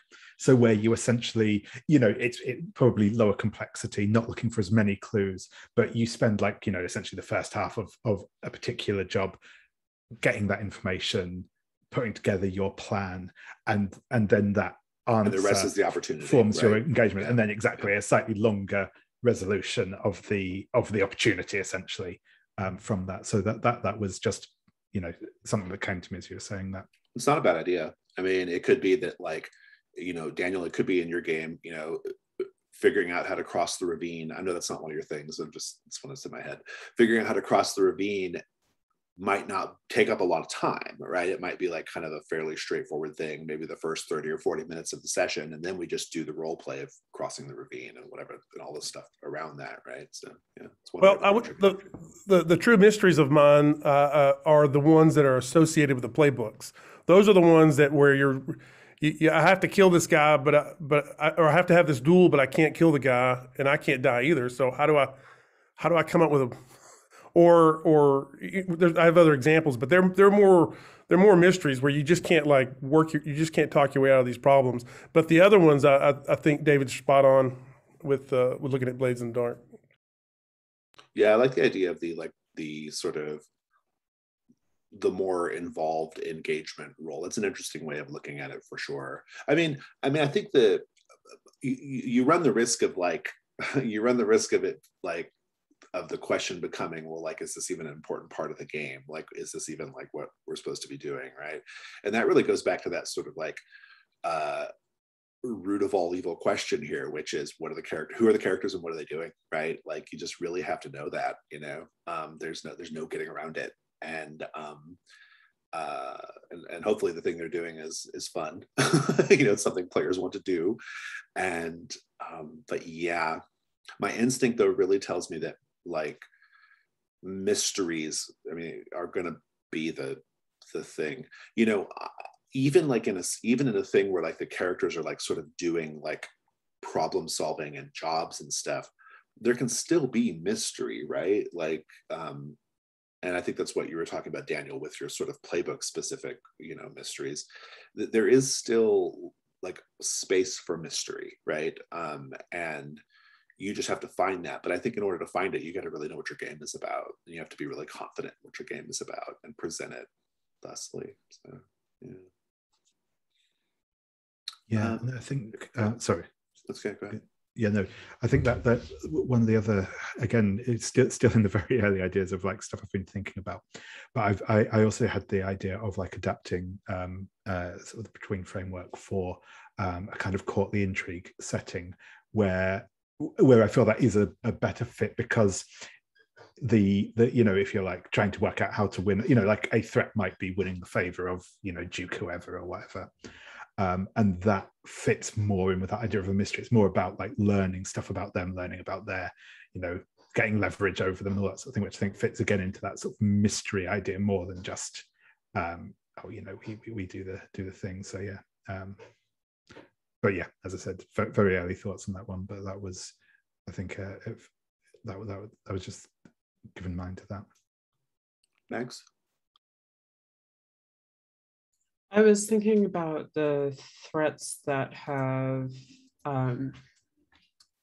threshold questions, like Limehouse Lurker, I guess, is a good example. And how like the first question is establishing a detail about the threat. And then the second question is based on that detail, how can you resolve the threat? And just that structure.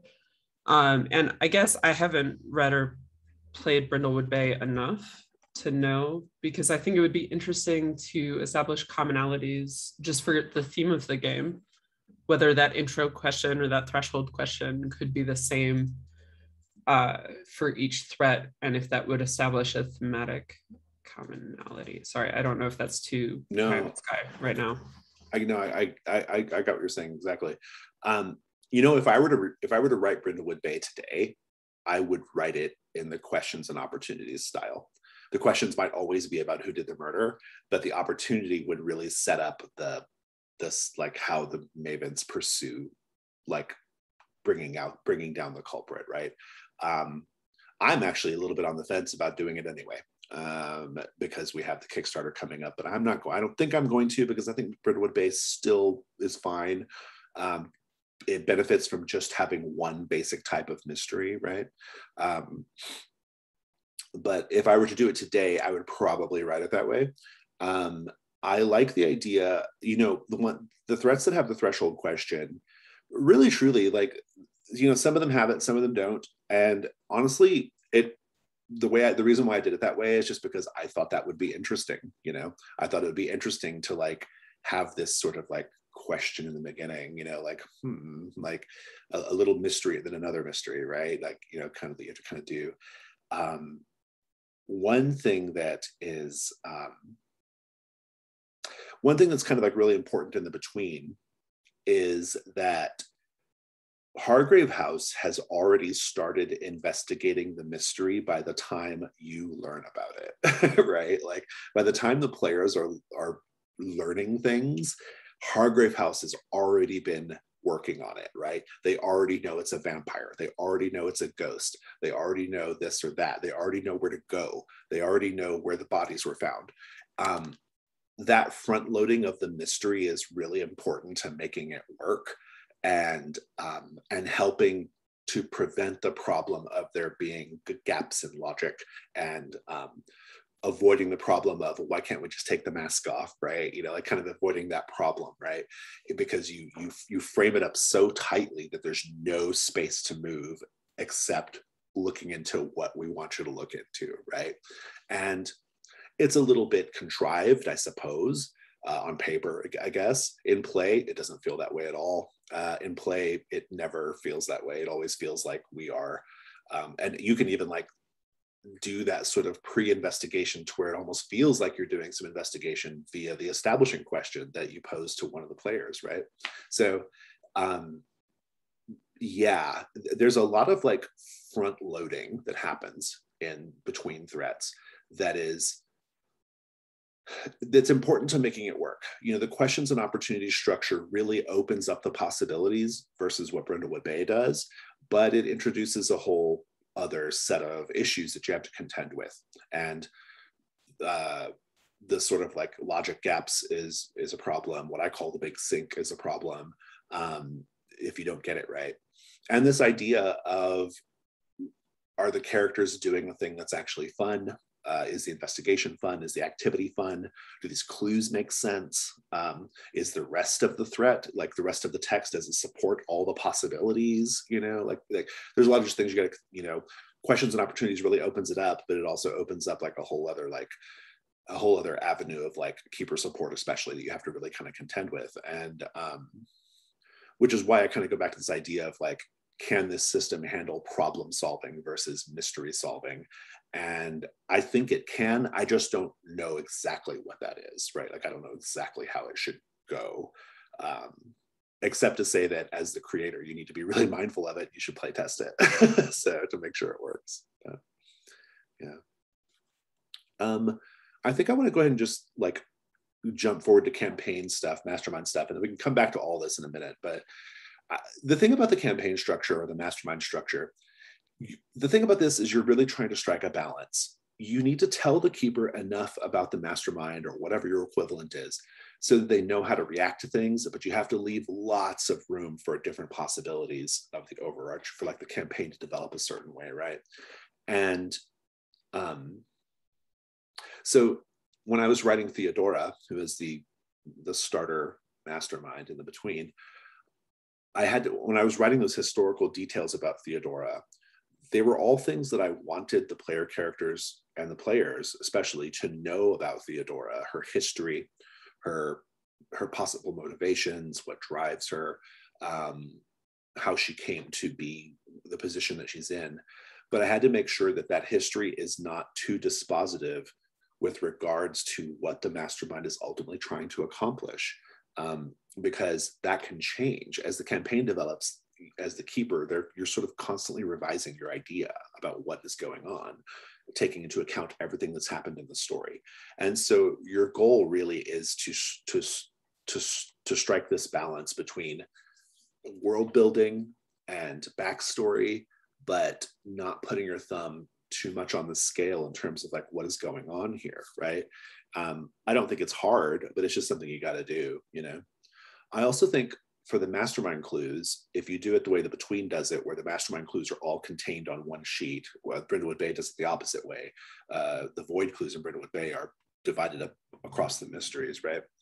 If you do it the way that they're all just on one sheet and therefore can be applied to any threat, you have to unify them in some way. And I think the best way to do it is to have a really strong, easily identifiable motif.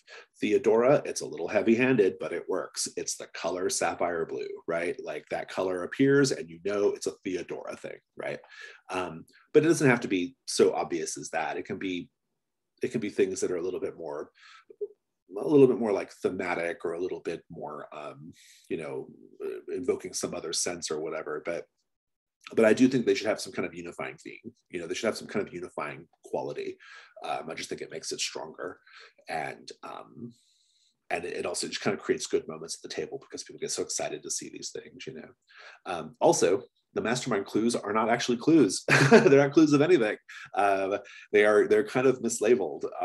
They're a timer. But the caveat there is, when you are running the final confrontation with the mastermind, you can use those as like sort of your, like to inform your clues about their final plot or whatever, as kind of a callback or whatever. But really, truly, they're a timer. They don't have to be like clues about anything, right? When you're kind of creating your mastermind, I think it's helpful to think about things in terms of a season of prestige television, particularly shows that change antagonists between each season. Penny Dreadful is one. But also True Blood is a great example here. True Blood has like a distinct, different antagonist for each season. I think that's a great way of thinking about it. You know, things are kind of mysterious in the beginning, but then they get revealed gradually as the season progresses. There's usually a twist in there. In the between, that twist comes in the form of one of the threats becoming a servant of the mastermind, you know? And then you have the final confrontation.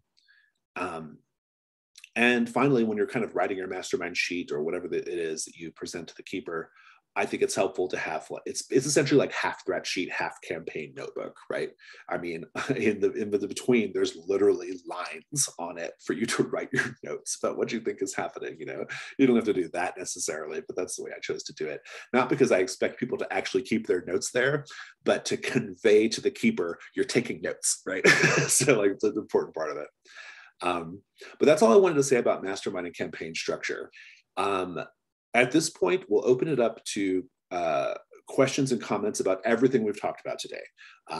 Anything that you want, if you have a specific question about mechanics, about moves, about structure, about playbooks, anything that we didn't get to earlier,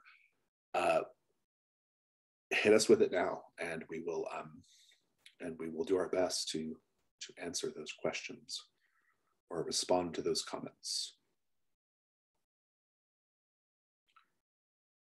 Anybody want to jump in? Go ahead, Jim. Joining us anew. Yes, yeah. Thanks. Sorry, I had other stuff going on this morning. I was glad I was able to get in at the tail end here. So, in terms of presenting side characters and locations for the between, because I'm working on a hack of the between right now myself, it seems like, I mean, kind of the SOP is just, you just sort of lay it all out there. Here's all the side characters you might come in contact with. Here's all the locations you might end up with.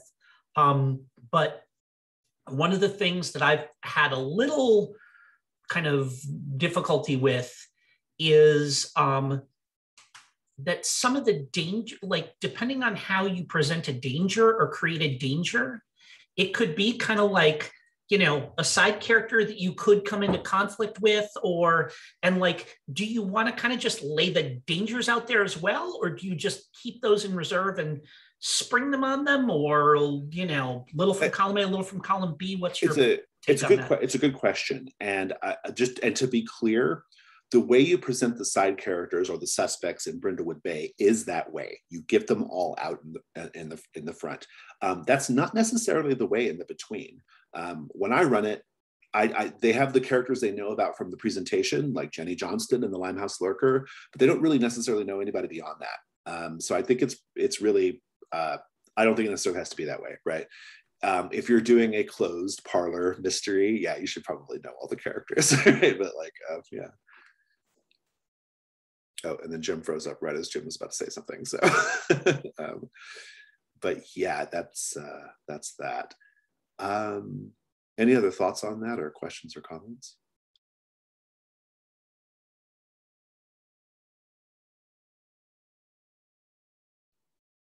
And since we lost Jim, we can just move on from this until Jim gets back. So with threats, with the between, it's all self-contained in basically in London, and you maybe go to London below, or maybe go to the outskirts, but it's pretty much in London. And so what I'm finding is a challenge is that if you have threats that are in place in a camp, those are easy. But as soon as you have a threat that goes out and away, and you split the party, which when we play the between, I don't think they're never together. Maybe for breakfast, you know. So I'm not afraid of splitting the party. But if you have a couple of, if depending on how the threats work out, it really seems like I need to put more thought into the sequence instead of just random, I think. I have that thought there, but I'll give others a chance to chime in. Go ahead, Evan. Yeah, so like both sort of hacks I'm working on, there's a lot of travel and a lot of different locations the players could go to. And one thing I was sort of realizing is, like, if, for example, in Breeze, if, you know, I have like 3 bounties on the table that they could go after, and then one is like on a moon in Neptune, another one is on Mars, we don't really want to split the players up that far, you know, years or whatever, right? Depending on whatever the science is. But so that's why I'm leaning on sort of the self-contained session mystery, because one, that's sort of how my source material goes. But 2, it's just more of a convenient thing to be like, hey, we're at this location, this session, and we're going to explore this location. And by the end of it, you know, maybe there's another bounty here, or we'll move somewhere else. but this is going to be the focus of the session. Yeah, I think an episodic approach is a really smart approach. I'll tell you something that we're doing. So Mike Martins and I are working on this this game called Singapore, which is about a kind of shipboard mysteries, right? A little bit like Return of the Obra Dinn. And but what we're doing in that is the mysteries all happened in port. So the characters are in the present day on the ship, and they learn about something. They have a problem that is they have to deal with, but it's a problem that resulted from something that happened when they were in port. So they open up a barrel and there's a pickled body in a barrel. Where the hell does body come from? I don't know, but the answer is back in port when we were at this place. And so the mystery is actually handled in flashback. You do the whole mystery in flashback, and then once you solve the mystery, you then know how to resolve what to do with the body in the barrel, right? And so that's another way of doing it too. You can play with that structure, right? I mean, there's I don't know if that answers like what your particular in your game, but just to say that like, there's no reason why it has to be linear. There's no reason why it has to be, you know, like the flow can be a little different than maybe what you might initially think. But I think Evan's idea about making it episodic in nature helps solve a lot of that. So, yeah. Jim, since we've got you back, we had kind of said that basically, I don't know how much you heard of my thing, but basically I just said that like, gosh, I've already forgotten now. What did I say? What was my answer to your question? Oh yeah. So in the between, that's not necessarily how the side characters are unveiled, right? I think it just depends a lot on the individual threat and how that's handled, you know. But Brindlewood Bay, which is much more of like a much closer to sort of like closed location mystery, that might be more appropriate. But what I found mostly with the dangers is that it's real easy anytime you're in, I mean, what my game's equivalent of the night phase would be, and there's, you know, two of the characters are still working on something and the other two are like, well, finished up that, what do we do next? And just, you know, boom, just drop it on one of them. Like that makes it real easy. But like I said, sometimes it's figuring out what like when to bring it in and what they would know in advance and stuff like that can be a little challenging. I guess that's just, I mean, is that something where you just put it in the GM advice, the kind of how to run the game stuff? Yeah, I think so. I mean, you can definitely do that. That can be a keeper support issue for sure. I think a lot of it will just depend on how you write the threat too, right? I mean, because like if we look at the different between threats, and I go into this in a lot of detail in the other workshop, but I'll say it here too. If you look at the between threats, they have different scopes, right? Like some of them are all in one house, some of them are in one neighborhood, some of them are across the whole city, right? And that scope informs locations, dangers, side characters, right? For the ones that are really narrow in scope, all those things are much more precisely defined. For the things that are wider in scope, like for Sally No Face, for example, which takes place all over the whole city, those things are much more generic and airdroppable, right? And I think that's the right way to think about it. Like the scope of the individual threat informs how specific or generic or detailed or whatever the sort of supporting stuff has to be. And I think in the between, there's some keeper support about that, where it says like, you know, sometimes these characters are really specific in their role, and sometimes they're just something you can grab onto if you need, you know, a vagrant or a sex worker or whatever, you know. I mean, like 2/3 of the threats, the British Museum is a logical place to, you know, go to find out something about it. So it's like, you know, and like you can put that in any game, but it doesn't have to be included in every threat to be a place you know you can go back to. So yeah, the ones that I include in the threat even are like because there's something thematically interesting about that location connected to the threat, right? So, yeah. Any questions or comments about anything at all today that we've been talking about? Go ahead. I don't know who's about to speak. Is that Sasha? Yeah, that was me, but Go ahead, I Sasha. can go next. No, it's fine. Go ahead. Okay. Yeah, so I was just thinking about masterminds, and with my thing, I have 3 to start with, 2 of which are diametrically opposed. So what I was sort of brainstorming or like kicking around is, what about having multiple masterminds active at a time? And how would that work? How would that change the structure? I don't know. I'll be curious what others think. Would they both be full on masterminds, or would they be like half masterminds that you like, you know, to kind of finish that arc of the campaign, you beat them both, or you recruit one against the other? Like how does that work if you've got 2 that are working at cross purposes? I guess going back to the sort of prestige television discussion, so many shows you have the big bad, but then you hint at, the next season's villain, or, oh, we need to get this bad guy's help, but it's very obvious we'll have to deal with them later. And I think it might open up interesting places for them to decide, like, which is the lesser evil here? Who do I need to take out first, and who can we deal with later? Well, and your hack is the cyberpunk hack, right? And that actually makes a lot of sense for that genre to me. I don't think that that's what would work in the Between, because Between has this idea of the Moriarty, right? Mm-hmm. Like sort of figure, right?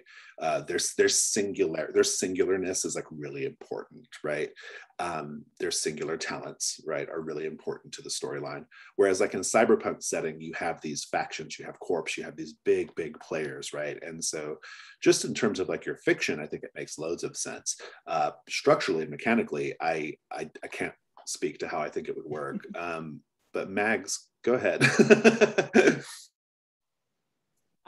So I guess the other thing that I think the idea of multiple masterminds is really fascinating and fun, because it's a thing that I did like about Blades in the Dark, but it's a thing that can be iffy, is when you're working with the multiple factions, and the factions do have clocks and timers for when they will act against the other factions. And so it gives you a sense for, so you're struggling with this faction, who can you recruit to help you? At least that's how it's always manifested at the tables that I've played at with Blades in the Dark. And so I think that has the potential to be really interesting. But the thing that I have found can be struggled with, and again, I'm using Blades as the example because that is where you have these mini clocks that are happening in the background, is that if you have too much action that the players aren't involved in, the players tend to zone out and not treat it as narratively important. And so I think finding a way to center the players, even if not the player characters, in the action of these masterminds working against each other would be a really important thing, even if it's just inviting them to contribute to the narrative in the form of kind of advanced paint the scene questions. But I think that's my opinion on structure and how to make that. Anyway.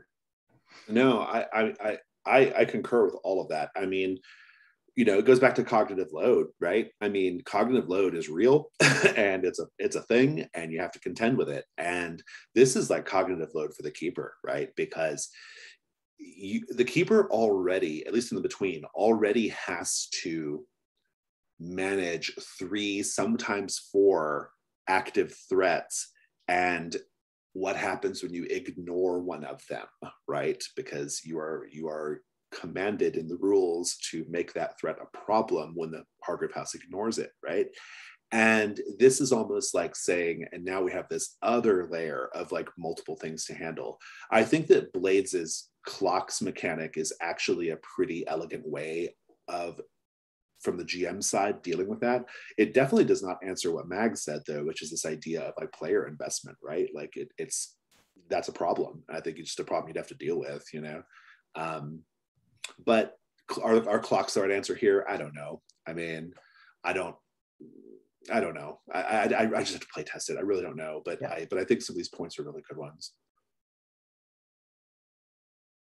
Definitely. Oh, yeah. Okay. Yeah. Any other thoughts about that before I go to Sarah's question? Go ahead, David. I just thought if you're having multiple masterminds in play at once, and you have the idea that you want to bring them into conflict in some way that the players are going to have to make a decision regarding that, then you might write a threat that is that intersection point, which then gives you like, that is then resolved in some way. And now you know how the campaign is moving forwards after that. Yeah, it's an intriguing idea. Yeah, Evan? So this is somewhat related to sort of the fantasy adventure thing I was thinking about, in the sense that like a lot of stuff is like unlocked as you play. So maybe like the second mastermind is, so like you have your first mastermind, but we know that there's like other bad people in the world, and where they're teased through unseens or threats, and they're sort of foreshadowed and speculated on until we get to that, like, okay, now we're going to deal with this mastermind. So like using the other tools of the game to sort of be like, hey, there are these other big masterminds. We're focusing on this one just because that's the structure of the game. But, you know, when we're done with this one, there's going to be this fork of like, who do we go after next? Foreshadowing them is not a bad idea. And that actually would eliminate some of the sort of like bookkeeping and cognitive aspects to it as well. Sasha, what do you think about all this? No, some really great ideas. Definitely, I guess what I want to know is this worth playtesting, or is this a dumb idea and I should forget it? I don't think it's a dumb idea. I do think you just need to, I think you just need to kind of like, you definitely need to try it. I mean, if you're going to do it, you need to make sure it actually works and it's salient. I think you're going to probably run into more of the problem like Mags brought up, which is players just can only care about so many things at once, right? And can get invested in so many things at once and are going to let some things idle, right? And I think that's really worth keeping in mind. So. For sure. I'll give it a shot and report back. Indeed. Okay, Sarah, what's your question? I have a playbook question. I wanted to go back about masks and kind of how flesh out the process of choosing those moves for your character or your playbook as you're writing them, because it does seem to me that you've divvied it up into two sections. You have the ones that are the same across all of the playbooks, like the Gilded Door, like some of those other things that once checked, other players can't check. Mostly the same. They change a little bit here and there, but yeah. But then you also have a few unique ones that are of the past or present of the characters. How much story did you block out in your mind to kind of come up with salient masks for each playbook? I'm trying to make sure I understand the question.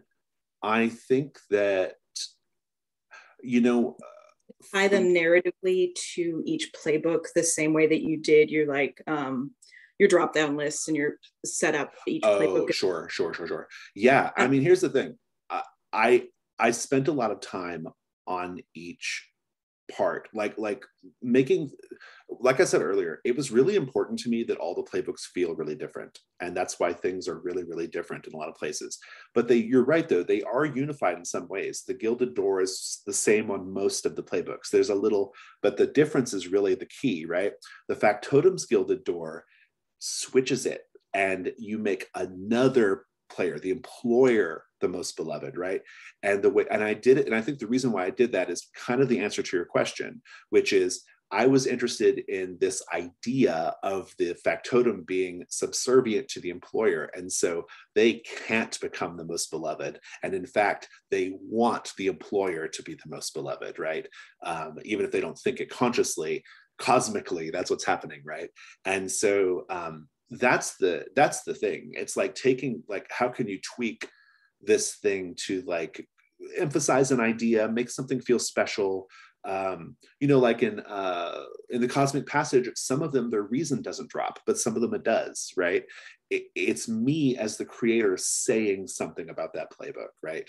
Like if this character opens their mind up to the Cosmic Passage, their reason is affected, but this other character, their reason is not affected. I'm pretty sure, I don't think the mother's lowers, for example, and that's because the mother is all about the logic, right? So even if they get past their Dana Scully nonsense, they're always going to be that really smart person, right? I'm pretty sure that's how I hope I didn't misspeak. I'm pretty sure that's how the mother works.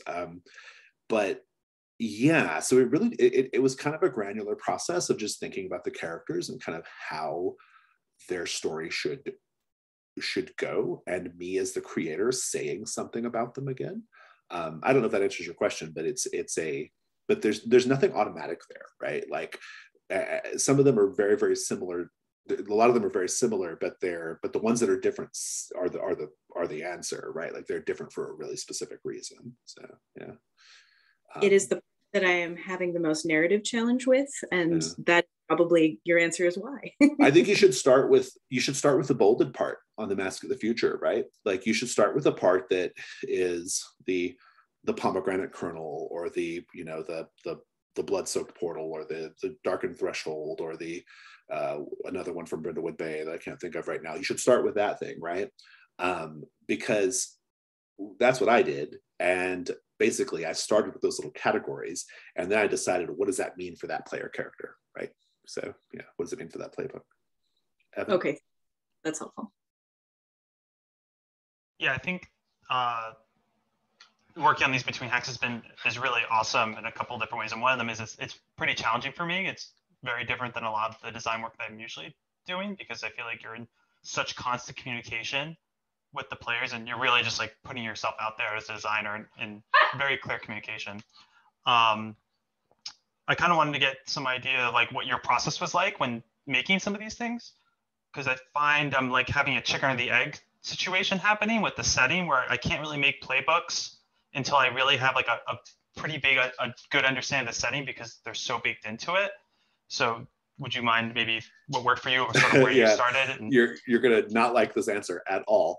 I think for literal years in the case of the Between, and then I wrote the Between in 2 weeks. But I had everything lined up in my brain. I wrote another game, Brindlewood Bay, to answer a problem in the Between before I started locking down things to pen to paper. So that's my process. My process is just ruminate forever until I'm ready to write it down.